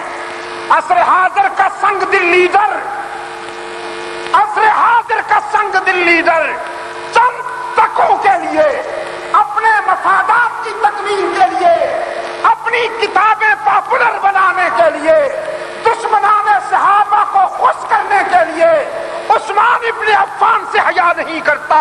یہ کتنا بد نصیب ہو گیا۔ اللہ کے رسول صلی اللہ علیہ وسلم نے فرمایا مجھے امید ہے کہ مکہ والے آپ سے حیا کریں گے، آپ میرے نمائندہ بن کے جائیے۔ عثمان مکہ آئے، حدیث میں آتا ہے پورا مکہ جمع ہو گیا، ہر شخص کی زبان پر یہ جملہ تھا ہمارا محسن آ گیا، ہمارا محسن آ گیا۔ وہ شخص آ گیا جس کے جود و سخا کا جذبہ بن کر مکہ کی آبادی کو سیراب کرتا تھا. پوری آبادی عثمان ابن عفان کے سامنے جمع ہے، ہر آنکھ عثمان کی طرف دیکھ رہی ہے. فرمائیے آج ہم آپ کی کیا خدمت کریں؟ آپ آج کیا چاہتے ہیں عثمان؟ آپ کی کیا ڈیمانڈ ہے؟ عثمان ابن عفان رضی اللہ تعالیٰ عنہ نے فرمایا میں اپنی ذات کے لیے کچھ نہیں چاہتا ہوں، میرے قائد نے مجھے بھیجا ہے، میں اپنے قائد کا نمائندہ بن کے آیا ہوں تمہیں بتانے کے لیے کہ اللہ کا رسول جنگ کرنے نہیں آیا، بیت اللہ کا طواف کرنے کے لیے آیا ہے، تم ڈرتے کیوں ہو؟ مکہ والوں نے کہا عثمان اس کی کوئی گنجائش نہیں، ہماری قومی سطح کے اجلاس میں فیصلہ ہو چکا، رسول اللہ کے داخلے کی تو گنجائش نہیں، آپ چاہیں تو بیت اللہ کا طواف کریں، ہم آپ کے لیے یہ گنجائش نکالتے ہیں. یہاں حدیبیہ میں حلقہ رسالت میں تبصرے ہو رہے ہیں، صحابہ کرام عرض کرتے ہیں ایک دوسرے سے ہمیں تو یہاں روک دیا گیا ہے، عثمان خوش نصیب ہے، بیت اللہ کا جی بھر کے طواف کرے گا، زمزم پیے گا، ملتزم سے لپٹ لپٹ کے دعائیں مانگے گا، حجر اسود کے بوسے لے گا. رحمت عالم تک یہ آواز پہنچی تو رحمت عالم نے فرمایا میں نہیں مانتا کہ ہمارے بغیر عثمان بیت اللہ کا طواف کرنا گوارا کرے. یہ قائد کے تاثرات ہیں، اب برکر کا دیکھیے جواب، یہ استاد کے تاثرات ہیں، شاگرد کا جواب دیکھیے. مکہ والوں نے پیشکش کی آپ چاہیں تو بیت اللہ کا طواف کر سکتے ہیں. عثمان ابن عفان رضی اللہ تعالیٰ عنہ نے فرمایا قبلہ تو تم نے مجھے دکھا دیا لیکن میرا قبلہ نما حدیبیہ میں بیٹھا ہے، وہ دل کہاں سے لاؤں کہ اپنے قائد کے بغیر بیت اللہ کا طواف کر پاؤں. عثمان جب بھی طواف کرے گا اپنے قائد کی اطاعت میں کرے گا، میری شمع آگے ہوگی تو پروانہ اطاعت کرے گا، ان کے بغیر میں کیسے طواف کروں؟ ابن تیمیہ رحمت اللہ علیہ فرماتے ہیں مستعد ہو گئے مکہ والے اور انہوں نے عثمان کو نظر بند کرنے کا فیصلہ. یہاں ایک خاص پوائنٹ پر میں آپ کو متوجہ کرنا چاہتا ہوں. عثمان ابن عفان رضی اللہ تعالیٰ عنہ نے مکہ والوں کی پیشکش ٹھکرا دی. مکہ والوں نے سوچا جو عثمان رسول اللہ کے بغیر طواف کرنا بھی گوارا نہیں کرتا، ذرا ہم دیکھیں کہ رسول کے حلقے میں اس عثمان کی اہمیت کیا ہے، اس عثمان کی قدر و قیمت کیا ہے. انہوں نے عثمان ابن عفان رضی اللہ تعالیٰ عنہ کو نظر بند کرنے کے بعد یہ افواہ اڑا دی کہ ان عثمان قد قتل، عثمان قتل کر دیے گئے، یہ دیکھنے کے لیے کہ اس کا رد عمل کیا ہوتا ہے، اس کا ریئیکشن کیا ہوتا ہے. یہ افواہ حدیبیہ میں پہنچی، حلقہ رسالت میں اضطراب کی لہر دوڑی، رحمت عالم کی آنکھیں آنسو سے لبریز ہو گئی. رسول اللہ صلی اللہ علیہ وسلم نے صحابہ کو خطاب کیا، فرمایا آج مکہ والوں نے سفارتی آداب کو بالائے طاق رکھتے ہوئے وہ کچھ کر دیا جو انہیں نہیں کرنا چاہیے تھا. تم نے بھی سنا، میں نے بھی سنا کہ مکہ والوں نے ہمارے سفیر کو قتل کر دیا ہے، تم نے آج میرے ہاتھ پہ بیعت کرنا ہوگی. صحابہ نے عرض کیا ہم تو بیعت کر چکے. فرمایا جو کر چکے ہو وہ ایمان کی تھی، جو آج بیعت ہوگی وہ قصاص عثمان کی ہے. میں بھی فیصلہ کر چکا ہوں، تم بھی فیصلہ کرو گے میرے ہاتھ پہ ہاتھ رکھ کے. اس وقت تک مدینہ لوٹ کر نہیں جائیں گے جب تک عثمان کے خون کا بدلہ نہ لے لیں. اللہ کے رسول صلی اللہ علیہ وسلم نے اپنا بایاں ہاتھ پھیلایا اور بیعت کرنے والے کا ہاتھ اپنے ہاتھ پہ رکھا، دائیں ہاتھ کو اوپر رکھتے ہوئے فرمایا نچلا ہاتھ میرا ہے، درمیانی ہاتھ تمہارا ہے، یہ جو اوپر والا ہاتھ ہے یہ ہاتھ میں عثمان کا ہاتھ قرار دیتا ہوں. اللہ کے رسول نے اپنے ہاتھ کو عثمان کا ہاتھ قرار دیا. عثمان کی عظمت کے لیے یہی نسبت بھی بہت تھی، لیکن اللہ کو یہ ادا اتنی پسند آئی کہ اس نے اس نسبت کو اپنی طرف منسوب کرنا پسند فرما دیا. نقد قرآن آیا، فرمایا ان الذین یبایعونک انما یبایعون اللہ، ان الذین یبایعونک انما یبایعون اللہ ید اللہ فوق ایدیہم، میرے محبوب جن لوگوں نے آج آپ سے بیعت کی ہے انہیں کہہ دیجئے کہ گویا یہ بیعت تم نے اللہ سے کر لی،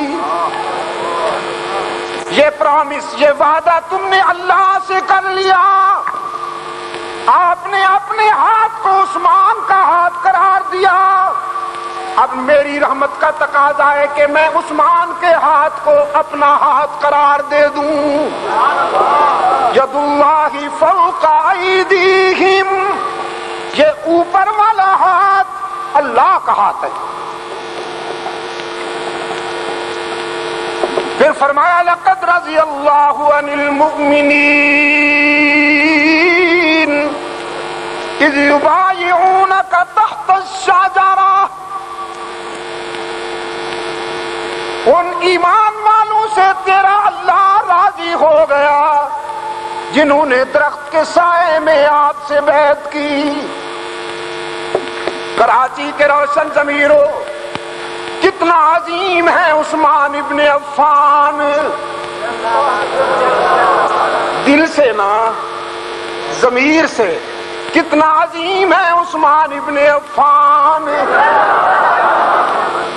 ذرا اور اونچی آواز سے کہ تیری آواز مکے اور مدینے، ہوا کی لہریں اسے لے جائیں ابھی، کتنا عظیم ہے عثمان ابن عفان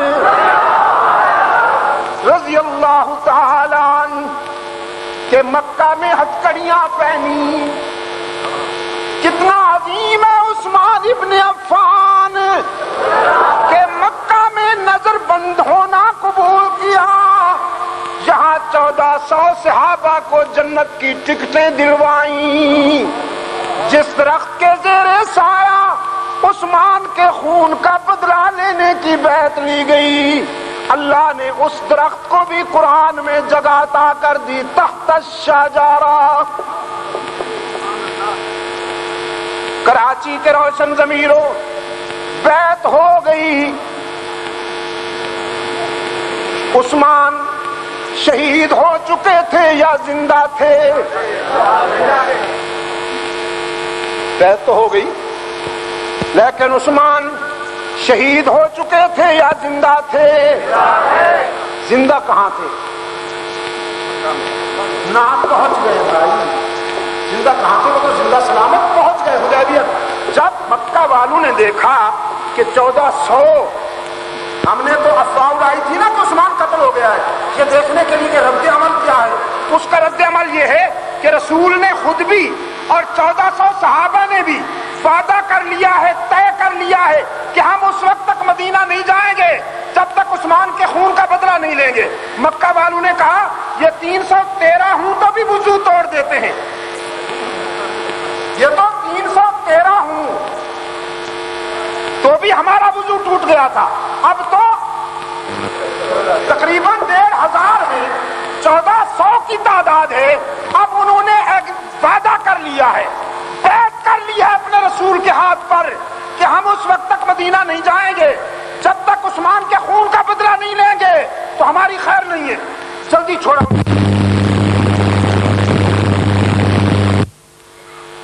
حضرت عثمان رضی اللہ تعالیٰ عنہ بسلامت حدیبیہ پہنچ گئے۔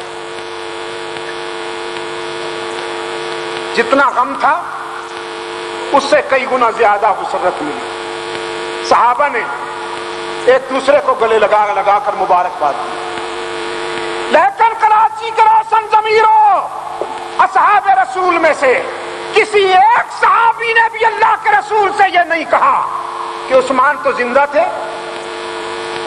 آپ نے یہ بیعت کیوں لی؟ خود بھی اس قدر آپ بے قرار تھے، ہم اشکبار تھے، آپ کو اتنا بھی پتہ نہ چلا کہ عثمان زندہ ہے؟ صحابہ میں سے کسی نے یہ کوشچن نہیں کیا، کسی نے یہ سوال نہیں کیا۔ میرے عزیز دوستو، آپ میرے مخاطب ہیں، آپ کا ضمیر میرا مخاطب ہے، مولوی نہیں مانے گا کیونکہ اس کی مارکیٹ اجڑتی ہے، اس کا دھندا خراب ہوتا ہے، اس نے امت کو لڑانے کے لیے، میں پہلے کہہ چکا ہوں، اپنے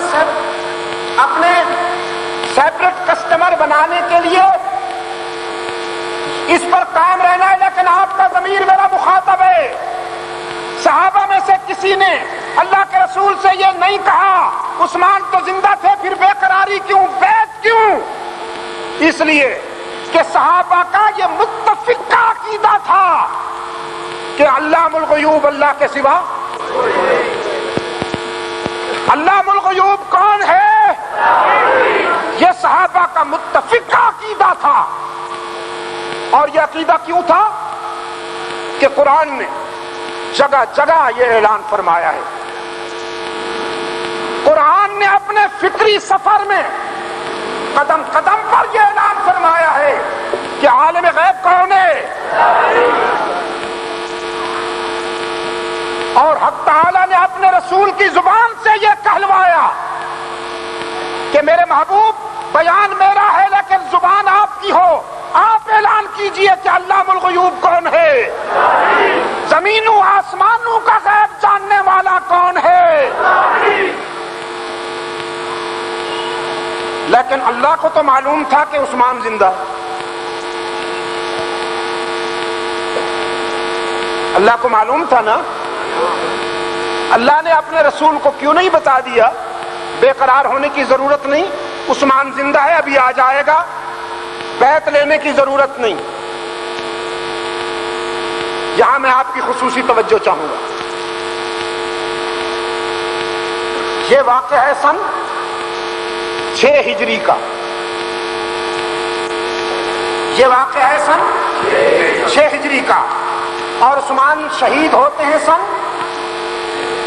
35 ہجری میں۔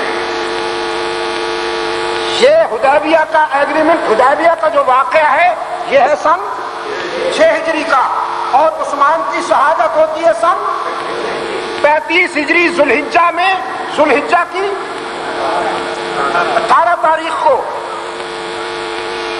وہ علام الغیوب، وہ عالم ما کان و ما یکون، جو سن 6 ہجری کو جانتا ہے کہ عثمان مکہ میں زندہ ہیں، وہ علام الغیوب یہ بھی جانتا ہے کہ 29 سال کے بعد یہی مظلوم سن 35 ہجری میں مدینہ الرسول میں انتہائی مظلومیت کے ساتھ شہید کیا جائے گا، اور اسے معلوم ہے کہ عثمان کی شہادت کے بعد عثمان کے خون کے بدلہ کے لیے آوازیں اٹھیں گی، قصاص عثمان کے لیے آوازیں بلند ہوں گی سن 35 ہجری میں۔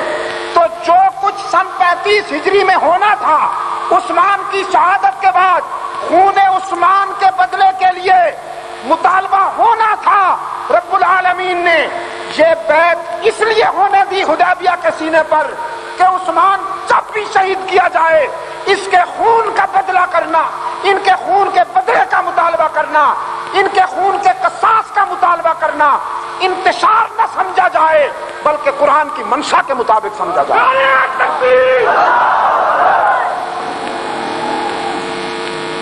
میرے عزیز دوستو، اب 35 ہجری آیا، سیدنا عثمان ابن عفان رضی اللہ تعالی عنہ فاروق اعظم کی شہادت کے بعد مسند خلافت پہ آئے۔ عثمان ابن عفان کی خلافت کا زمانہ خلافت راشدہ کے تمام ادوار میں سب سے زیادہ ہے۔ حضرت صدیق اکبر کی خلافت کا زمانہ تقریباً 27 مہینے، فاروق اعظم کی خلافت کا زمانہ تقریباً 10 سال، حضرت علی المرتضیٰ رضی اللہ تعالی عنہ کا زمانہ تقریباً 4.5 سال، اور عثمان ابن عفان کی خلافت کا زمانہ 12 سال۔ ان 12 سالوں میں روم سے لے کر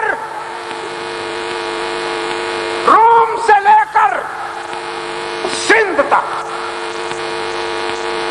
قسطنطنیہ سے لے کر آذربائیجان تک، عرب سے عجم تک، یورپ تک عساکر اسلامی کا سیلاب بڑھ رہا ہے۔ میں عثمان ابن عفان کی خلافت کو اسلامی فتوحات کا عہد شباب کہتا ہوں۔ فوجیں قیادت کے بل پہ جیتا کرتی ہیں، یاد رکھیے گا۔ وہ لشکر کبھی ناکام نہیں ہوتا جن کا قائد محمد عربی ہو۔ وہ فوج ہمیشہ سرخرو رہتی ہے جن کا قائد فاروق اعظم ہو، جن کا قائد صدیق اکبر ہو، جن کا قائد عثمان ابن عفان ہو۔ ہر طرف عساکر اسلامی باطل کو تہس نہس کرتے ہوئے بڑھ رہے ہیں۔ صہیونیت پسپا ہو رہی ہے، عیسائیت شکست فاش کھا رہی ہے۔ صہیونیت و عیسائیت نے مشترکہ پلان بنا کر یہ طے کیا کہ ان کا میدان میں مقابلہ کرنا مشکل ہے، مسلمانوں میں اپنے ایجنٹ بھیجو، اور ایجنٹ بھی ایسے کہ عام مسلمانوں کے مقابلے میں وہ زیادہ نیک نظر آئے۔ عام مسلمان کی داڑھی اتنی ہو تو ان کی اتنی ہو۔ منافق عام مسلمان اگر سادہ سا لباس پہنے تو ان کا جبہ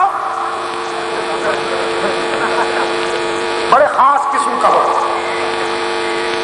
عام مسلمان یوں ہی پگڑی باندھے یا ٹوپی باندھے تو ان کا بڑا خاص قسم کا معاملہ ہو، ذرا دیکھنے میں تسکین ہو جی ذرا۔ عام مسلمان سوکھے ساکے ہوں تو ہمارے ایجنٹ ذرا پلے ہوئے ہوں، پلے ہوں۔ چنانچہ صہیونیت نے منافقت کی تحریک کی بنیاد رکھی اور جبہ پوش منافقین نے عثمان ابن عفان رضی اللہ تعالیٰ عنہ کے خلاف تحریک چلائی۔ بظاہر مذہب کا نام لے رہے تھے لیکن ان کے عزائم سیاسی تھے۔ دیکھو میں ایک بات کہنا چاہتا ہوں، میرے سی آئی ڈی کے دوست خاص طور پر توجہ فرمائیں، ان کا قلم بہت دیر سے رکا ہوا ہوگا۔ وہ کیا لکھتے، میری اب گفتگو کیا لکھتے وہ؟ میں حضرت عثمان کے فضائل بیان کر رہا ہوں، وہ کیا لکھتے ہیں؟ فضائل تھوڑی لکھنے ہوتے ہیں انہوں نے، وہ تو تیار بیٹھے ہوتے ہیں نا جی اپنے مقصد کے لیے۔ تو میں آپ کے مقصد کی ایک بات کہتا ہوں، لکھیے اور پہنچائیے، اور جو ریکارڈ کر رہے ہیں میرے دوست، میرا جو بھی افسر میرے دوست حکمران سنیں، میں ان کی خدمت میں گزارش کر رہا ہوں دینی تعلق کی بنیاد پر۔ ہم یہ کہتے ہیں کہ اگر کسی نے سیاست کرنی ہے تو سیاست کے لبادے میں آئے۔ مذہب کو استعمال کرنے والا سیاسی مقاصد کے لیے مذہب کو استعمال کرنے والا بزدل بھی ہے اور ملک و ملت کا بدخواہ بھی۔ یاد ہے آپ کو حضرت سلیمان علی نبینا علیہ تسلیم کے زمانہ میں ایک پرندے نے کلیم کیا، کبوتری آئی کہنے لگی اللہ کے نبی میرے شوہر کو ایک شخص نے قتل کیا ہے، انصاف چاہیے۔ حضرت عثمان رضی اللہ تعالیٰ عنہ نے اس کو بلایا اپنی عدالت میں، اور وہ جب سامنے آیا، قاتل جب سامنے آیا، سبحان اللہ، لمبا چپا، خاص امامہ، ہاتھ میں تسبیح، حضرت سلیمان نے فرمایا یہی قاتل ہے؟ اس نے کہا جی یہی قاتل ہے۔ بھولے بھالے ہوتے ہیں سیاد بھی، بھولے بھالے ہوتے ہیں سیاد، ہاں جی یہی قاتل ہے۔ بھائی یہی قاتل ہے؟ نظر تو نہیں آتا۔ فرمایا یہی تو بات ہے، نظر تو نہیں آتا لیکن ہے قاتل۔ میر نے کہا نا کہ خنجر پہ کوئی داغ نہ دامن پہ کوئی چھینٹ، خنجر پہ کوئی داغ نہ دامن پہ کوئی چھینٹ، تم قتل کرو ہو کہ کرامات کرو ہو۔ اتنا حسین قاتل تو آج تک نہیں دیکھا، فرمایا ہے یہی قاتل۔ سلیمان علیہ السلام نے فرمایا بھئی تم نے کیوں قتل کیا اس کے شوہر کو؟ اس نے کہا جی یہ حلال ہے، یہ حلال ہے، اور اب بھی اس کو دیکھ کر بھی میری طبیعت چلبلی ہو رہی ہے، اگر آپ اجازت دیں تو اسے بھی لقمہ تر بنا لوں۔ صلو علیہ وآلہ۔ سلیمان علیہ السلام نے فرمایا ہم اس کے خون کا تم سے حساب لینا چاہتے، تم کس کو بھی اس نظر سے دیکھ رہے ہو؟ کہاں جی حلال دے۔ چونکہ بات ایسی تھی کہ سیدنا سلیمان علیہ السلام نے پرندے سے پوچھا بھی جب تم حلال ہو تو تمہارا شکار کرنا تو جائز ہوا، پھر اعتراض کس بات کا؟ کبوتری کہنے لگی جی مجھے اس کا اعتراض نہیں ہے کہ ہمیں یہ کھا کیوں گیا، یہ مجھے بھی کھا سکتا ہے، میں تو اس بات پر اعتراض کرتی ہوں کہ لباس پہن رکھا اس نے ولیوں والا،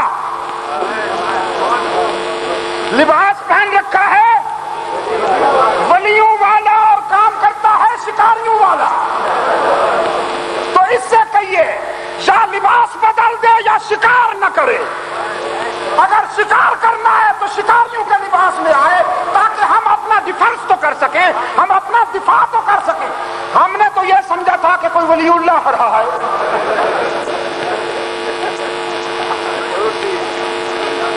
لباس پہنتے ہو اور ولیوں والا اور کام کرتے ہو شکاریوں والا، تو انجام یہی ہوگا انشاءاللہ جو ہو رہا ہے تمہارا۔ انشاءاللہ ہمیشہ ضمانتیں ضبط ہوا کریں گی جی۔ اب کچھ اور کروٹ بدلنی ہے تو وہ بھی بدل کے دیکھ لو۔ اب ایک اور شکاری آئے، وہ کہتے ہیں مجھے حضور نے سند لکھ کے دیے، مجھے حضور نے سند لکھ کے دی ہے کہ جاؤ پاکستان ڈوب رہا ہے بچاؤ، میرے نمائندہ تم ہو، اور حضور نے مجھ سے کھانا پینا بھی مانگا ہے اور ہوائی جہاز کا ٹکٹ بھی مانگا۔ یا اللہ، یہ سیاست کی مجبوریاں بھی عجیب مصیبت ہوتی ہے یار۔ اچھا ان سے پوچھو کنٹریبیوشن کیا ہے، what is your contribution please? جی میں نے لیکچر دیے ٹی وی پہ، ہفتے میں 10 منٹ کا لیکچر، کچھ سید سلیمان ندوی کی تحریر چرائی، کچھ مودودی صاحب کی تحریر چرائی، کچھ ابوالکلام آزاد کی تحریر چرائی، ادھر ادھر سے 10 منٹ کا لیکچر بنا کے ایکٹنگ کی جی، اور اس کے بعد اب وہ ووٹ مانگنے کے لیے آ رہے ہیں، اور جتنے بھی ٹائٹل ہو سکتے تھے وہ سارے لگا لیے، professor, scholar, doctor, Chishti, Qadri, Suhrawardi, Naqshbandi, سارے۔ میں نے کہا نا جی ادھر چترال کے علاقے میں کہیں برف پڑ رہی تھی، اولے پڑ رہے تھے، شدید بارش بھی تھی، تو ایک آدمی بیچارہ جھونپڑی میں آیا اور اس نے آ کے دروازے پہ زور زور سے نوک کیا، دروازہ کھٹکھٹایا کہ باہر اولے پڑ رہے ہیں، برف باری ہو رہی ہے، ذرا دروازہ کھولو۔ تو اندر جو غریب آدمی بیٹھا تھا اس نے کہا بھی آپ ہیں کون؟ آپ پہلے تعارف تو کرائیے کہ آپ ہیں کون؟ تو اس نے کہا جی میں فلانا، نام لیا اپنا، ڈاکٹر، پروفیسر، علامہ، فہامہ، اسکالر، سہروردی، چشتی، قادری، نقوی، رضوی، فلانا۔ وہ پہلے دروازہ کھول رہا تھا، پھر اس نے بند کر کے کہا اتنے آدمی کے لیے میری جھوپڑی میں گنجائش نہیں ہے، ایک آدمی ہو تو دروازہ کھولو، اب اتنے آدمی کے لیے میں کہاں سے بولوں؟ سارے ٹائٹل پر قبضہ۔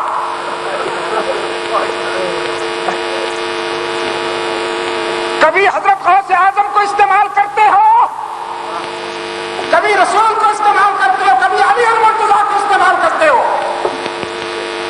اور یہ سمجھتے ہو کہ تمہیں کوئی پہچانتا نہیں، تو باہر رنجے کے خواہی جامہ می پوش، من انداز قدت رامی شناسم۔ ہم کل بھی تمہیں جانتے تھے، آج بھی تمہیں جانتے ہیں۔ عثمان ابن عفان کے خلاف جو تحریک اٹھائی گئی، ٹائٹل مذہبی تھا لیکن ٹارگٹ سیاسی تھا، ہدف سیاسی تھا۔ حضرت عثمان ابن عفان رضی اللہ تعالیٰ عنہ پر 40 دن پانی بند رکھا ظالموں نے۔ کتنے؟ 40 دن پانی بند رکھا۔ عثمان ابن عفان رضی اللہ تعالیٰ عنہ نے اتمام حجت کے لیے اپنے مکان کی چھت پہ آ کے فرمایا 3 باتیں کسی کے قتل کا جواز بن سکتی ہیں۔ کسی نے کسی کو قتل کیا ہو جواباً اسے قتل کیا جائے، زنا کیا ہو سنسار کیا جائے، یا دین چھوڑ کر مرتد ہو گیا ہو تو اسے قتل کیا جائے۔ مرتد کی سزا قتل ہے، زانی کی سزا قتل ہے، قاتل کی سزا قتل ہے۔ اور میں قتل تو بہت بڑی بات ہے، آج تک اگر کسی کو گالی دی ہو تو وہ میرے سامنے آئے۔ اپنے ایک خادم کو حضرت عثمان رضی اللہ تعالیٰ عنہ نے ایک خادم کو کسی بات پر پیار میں تھوڑا سا چپت لگا دی تھی، تھوڑی سی۔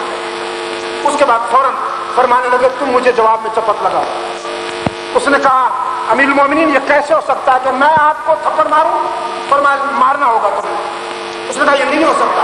فرمایا اگر نہیں ہو سکتا تو میں کبھی تم پہ خوش نہیں ہوں گا، اگر تم مجھے خوش کرنا چاہتے ہو تو جواب میں تھپڑ مارو۔ چنانچہ اتنا مجبور کیا اپنے خادم کو کہ اس نے 44 لاکھ مربع میل اسلامی سلطنت کے فرمانروا عثمان ابن عفان رضی اللہ تعالیٰ عنہ کی خوشنودی کے لیے چھوٹی سی چپت کا بدلہ لینے کے لیے تھپڑ مارا۔ تب عثمان ابن عفان مطمئن ہو گیا۔ فرمایا میں نے آج تک اگر کسی کو گالی دی ہو تو میرے سامنے آئے۔ زنا تو بہت بڑی بات ہے، میں نے آج تک کسی کی بچی کو غلط نگاہ سے نہیں دیکھا، قسم کھاتا ہوں۔ کلمہ شہادت پڑھ کے فرمایا اس کی توحید، اس کے محبوب کی رسالت و ختم نبوت، قرآن کی عصمت، روز قیامت پر میرا ایمان تھا، اور اس آزمائش سے گزرا ہوں تو وہ ایمان اور مضبوط ہو چکا ہے۔ تم میری جان لوگے تو اللہ کے سامنے کیا جواب دو گے؟ کیا چاہتے ہو؟ مفسدین نے کہا خلافت ہمارے حوالے کیجئے۔ فرمایا خلافت میری اپنی چیز ہوتی تو تمہارے حوالے کرتا، یہ تو میرے قائد کی امانت ہے۔ تم مجھ سے کوئی میری چیز مانگو تو دے دوں، لیکن یہ امانت ہے، اسے حوالے نہیں ہونے دوں گا منافقین کے۔ جان دے دوں گا لیکن اسلامی خلافت اور اسلامی قیادت کو منافقین کے حوالے نہیں ہونے دوں گا۔ عثمان ابن عفان نے امت کی وہ امانت سنبھالتے ہوئے جان عزیز کا نذرانہ پیش کیا۔ جمعہ کے روز ذوالحجہ کی 18 تاریخ کو 40 دن کا بھوکا پیاسا عثمان ابن عفان قرآن کی تلاوت کرتے ہوئے ان درندہ صفت بلوائیوں کے ہاتھوں سے شہید ہو گیا۔ میرا جی چاہتا ہے، میرے جذبات چاہتے ہیں کہ میں ان پہ کفر کا فتویٰ لگاؤں، میرے جذبات کا تقاضا ہے، چونکہ مجھے عثمان سے بہت پیار ہے، کہ عثمان ابن عفان کے خلاف جن ظالموں نے تحریک اٹھائی ہے میں ان پہ کفر کا فتویٰ لگاؤں۔ آپ اجازت دیں گے مجھے؟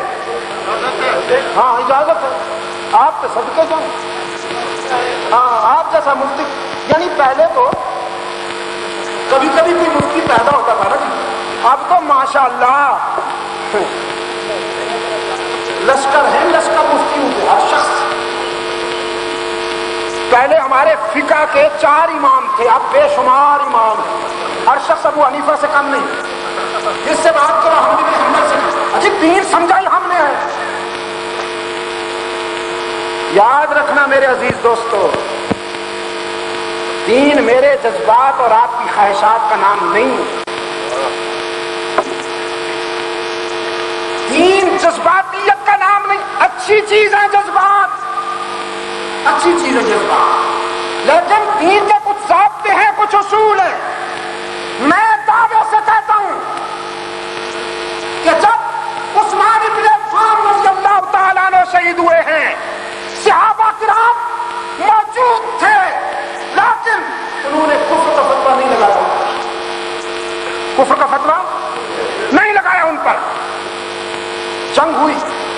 جمل میں، سفین میں 12,000 مارے گئے، 70,000 مارے گئے، جنگ ہوئی. لیکن حضرت علی رضی اللہ تعالیٰ عنہ سے جب پوچھا گیا کہ آپ نے جن سے ٹکر لی وہ کون ہے، کافر تھے؟ فرمایا نہیں، اخواننا بغوا علینا. جب معاویہ بن ابی سفیان رضی اللہ تعالیٰ عنہ سے پوچھا گیا جن سے آپ نے ٹکر لی وہ کون تھے، کافر تھے؟ فرمایا نہیں، اخواننا بغوا علینا. یہاں جذباتیت سے نہیں کام لینا ہوگا، یہاں اسلام کے وہ قواعد و ضوابط سامنے رکھنے ہوں گے. میرے عزیز دوستو، ایک ہے کفر جہری اور ایک ہے کفر خفی. یہ جو منافقت ہے، اس سے نمٹنے کے لیے تدبر کی ضرورت ہے، صرف جذباتیت کی ضرورت نہیں. اگر صرف نعروں پہ ڈپینڈ کرو گے تو نقصان اٹھاؤ گے. عبد المجید ندیم، بے شک میں نے دعوت و تبلیغ میں 20-25 سال گزارے، اللہ قبول فرما لے. فکری محاذ پر ہم سے اگر کچھ کام ہوا، اتنا سا کام ہوا کہ شعلوں، بھڑکتے ہوئے شعلوں کو بجھانے کے لیے اس پرندے کی طرح جو چونچ میں پانی لاتا تھا اور اس کی چونچ کا پانی شعلوں کے لپٹوں میں خشک ہو جاتا تھا، شاید ہم اس سے بھی کم تر ہوں، شاید ہم اس سے بھی کم تر ہوں. لیکن کبھی میرا نفس مجھے یہ دھوکہ نہ دے کہ میں محمود حسن سے زیادہ مخلص ہوں، میں محمد الیاس سے زیادہ مخلص ہوں. کبھی میرا نفس مجھے یہ دھوکہ نہ دے کہ میں محمود سے زیادہ مخلص ہوں، میں شیخ القرآن سے زیادہ مخلص ہوں، میں تھانوی رحمت اللہ علیہ سے زیادہ مخلص ہوں، یا امیر شریعت سے زیادہ مخلص ہوں. خدا کی قسم میں ان کے قدموں کو چھو جانے والے خاک کے ان ذروں کا بھی مقابلہ نہیں کر سکتا جو ان کے قدموں کو چھو گئے تھے. میں تو ان کی محنتوں کو کھا رہا، انہوں نے راستہ بنایا، میں اس پہ چل رہا، وہ مجھ سے زیادہ مخلص ہے. تدبر کی ضرورت ہے، نظم و ضبط کی ضرورت ہے. اپنے اندر نظم و ضبط پیدا کیجئے، اپنی صفیں مضبوط کیجئے اور وہ نظر پیدا کیجئے کہ آپ دوست اور دشمن کو پہچان سکیں. ورنہ نقصان اٹھاؤ گے. احسان اللہ ظہیر کو انہوں نے بھون ڈالا، تم نعرے لگاتے رہ گئے. جی یزدانی صاحب کو بھون ڈالا، تم نعرے لگاتے رہ گئے.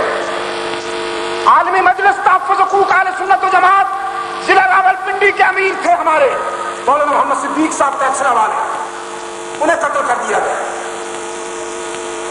تم نے پھر بھی نعروں پہ گزارا کیا. ناراض نہ ہونا. ابھی مولانا نواز صاحب مرحوم و مغفور کو بھون ڈالا گیا، تم پھر بھی نعروں پہ گزارا کر رہے. یہی ہو، تم نعرے لگاتے رہو گے، وہ گولیاں برساتے رہیں گے. یہ کوئی علاج نہیں. اپنے اندر نظم و ضبط پیدا کیجیے، اپنے اندر نظم و ضبط پیدا کیجیے، اپنی صفیں مضبوط کیجیے، اتنی مضبوط کیجیے اپنی صفیں کہ قرآن کا وہ مقصد پورا ہو سکے کہ ترہبون بہ عدو اللہ وعدوکم. منافقت سے ٹکرانا بچوں کا کھیل نہیں ہے. کفر سے ٹکرانا آسان ہے، منافقت بہت بری چیز ہے، منافقت بہت گہرا فتنہ ہے. اس سے ٹکرانے کے لیے آپ کو بہت گہری حکمت عملی اور تدبر کی ضرورت ہے. کہیں ایسا نہ ہو کہ جذبات میں ہم اپنا گھر پھونک ڈالیں. گاڑی تیز رفتاری کے ساتھ اگر آ رہی ہو اور میرا خیال یہ ہو کہ یہ گاڑی اگر منزل سے پہنچ گئی تو مجھے نقصان ہوگا، تو کیا میں اس گاڑی کے آگے کھڑی ہو جاؤں؟ نعرہ تکبیر، کافر گاڑی، خبیث گاڑی، اتر جا گاڑی. وہ اتر جائے گی، وہ رک جائے گی، وہ تو مجھے کچلتی ہوئی گزر جائے گی. اگر آپ نے اس گاڑی کو روکنا ہے تو پلاننگ کیجئے، بیٹھ کر سوچئے اس کو کیسے روکا ہے۔ اور پھر یاد رکھنا، ایک ہے قتال و جہاد اور ایک ہے دعوت و تبلیغ۔ قتال و جہاد کی پالیسی یہ ہے کہ فقتلوہم حیث ثقفتموہم، فقتلوہم حیث وجدتموہم، اور دعوت و تبلیغ کی پالیسی یہ ہے کہ قولا لہ قولا لینا۔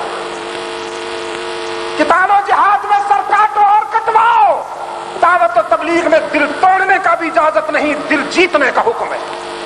محمد الیاس اور ان کے سپاہیوں پہ اللہ کی کروڑوں رحمتیں ہوں، انہوں نے آج دل جیتنے کی پالیسی اختیار کی، دنیا کے 80 لاکھ کافروں کو مسلمان بنا ڈالا،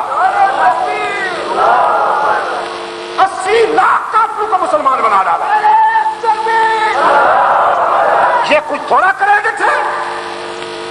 اللہ ہم سب کو اپنے شاندار ماضی کے ساتھ عملی وابستگی عطا فرمائے۔ میں اسی پر اکتفا کرتا ہوں اور میں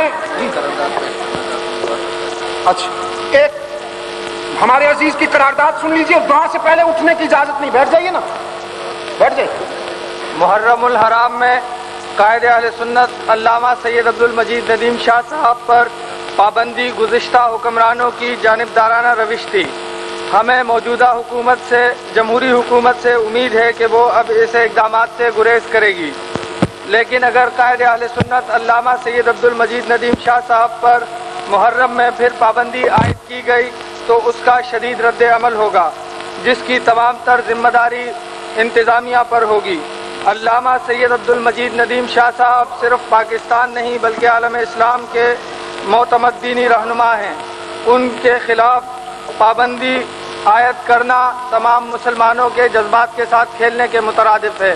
انشاءاللہ آپ لوگ اس میں ہمارے ساتھ ہیں کہ نہیں؟ ہاتھ اٹھا کے اب انشاءاللہ محرم کے اوائل میں شہدائے اسلام کانفرنس کے سلسلے میں کراچی میں پروگرام ترتیب دیے جائیں گے، جس کا آپ کو اخبارات اور اشتہارات کے ذریعے اطلاع کر دی جائے گی۔ مرحوم حاجی رمضان کے لیے دعا کیجیے، یعقوب عثمان قرار کے لیے دعا کیجیے، حاجی عبدالمجید مکہ مکرمہ کے حادثہ میں انتقال کر گئے ان کے لیے اور ان سب کے لیے جتنے بھی مکہ مکرمہ کے حادثہ میں انتقال کر گئے ہیں ان کے لیے بھی آپ نے، ہم سب نے دعا کرنی ہے۔ داود عبداللطیف مجلس کے ساتھ حاجی عبدالستار کی اہلیہ بیمار ہیں، ہمارے حاجی عبدالستار صاحب کی اہلیہ محترمہ کو تکلیف ہے، اللہ تعالیٰ انہیں اور تمام بیماروں کو صحت عاجلہ عطا فرمائے۔ ڈالمیہ کراچی کا امیر مختار بہادر حقانی کا چچا عبدالستار خان پچھلے دنوں انتقال کر گئے ہیں، اللہ انہیں بھی اپنے جوار رحمت میں جگہ عطا فرمائے اور ان کی مغفرت فرمائے۔ اللہم جی ہاشم بھائی، آشا بھائی، اللہ تعالیٰ انہیں بھی مغفرت فرمائے اور جوار رحمت میں جگہ عطا فرمائے۔ لسبیلا سے، بلوچستان سے، تو انہیں کیا کہنا ہے؟ جماعت کے ساتھ ہی آئے ہوئے ہیں تو بہت اچھی بات ہے، میرا ملاقات ہوگی۔ اے اللہ عالم اسلام کی مدد فرما، پاکستان کو امن و سلامتی کا گہوارہ بنا، فلسطین، افغانستان اور کشمیر کے مجاہدین کو اے اللہ اپنے فضل و کرم کے ساتھ کامیابیوں سے ہمکنار فرما، تمام بیماروں کو شفاء کاملہ عطا فرما، تمام دینی تحریکوں کو ترقی اور فروغ عطا فرما۔ وصلی اللہ تعالی علی خیر خلقہ محمد وعلی آلہ وصحبہ وبارک وسلم۔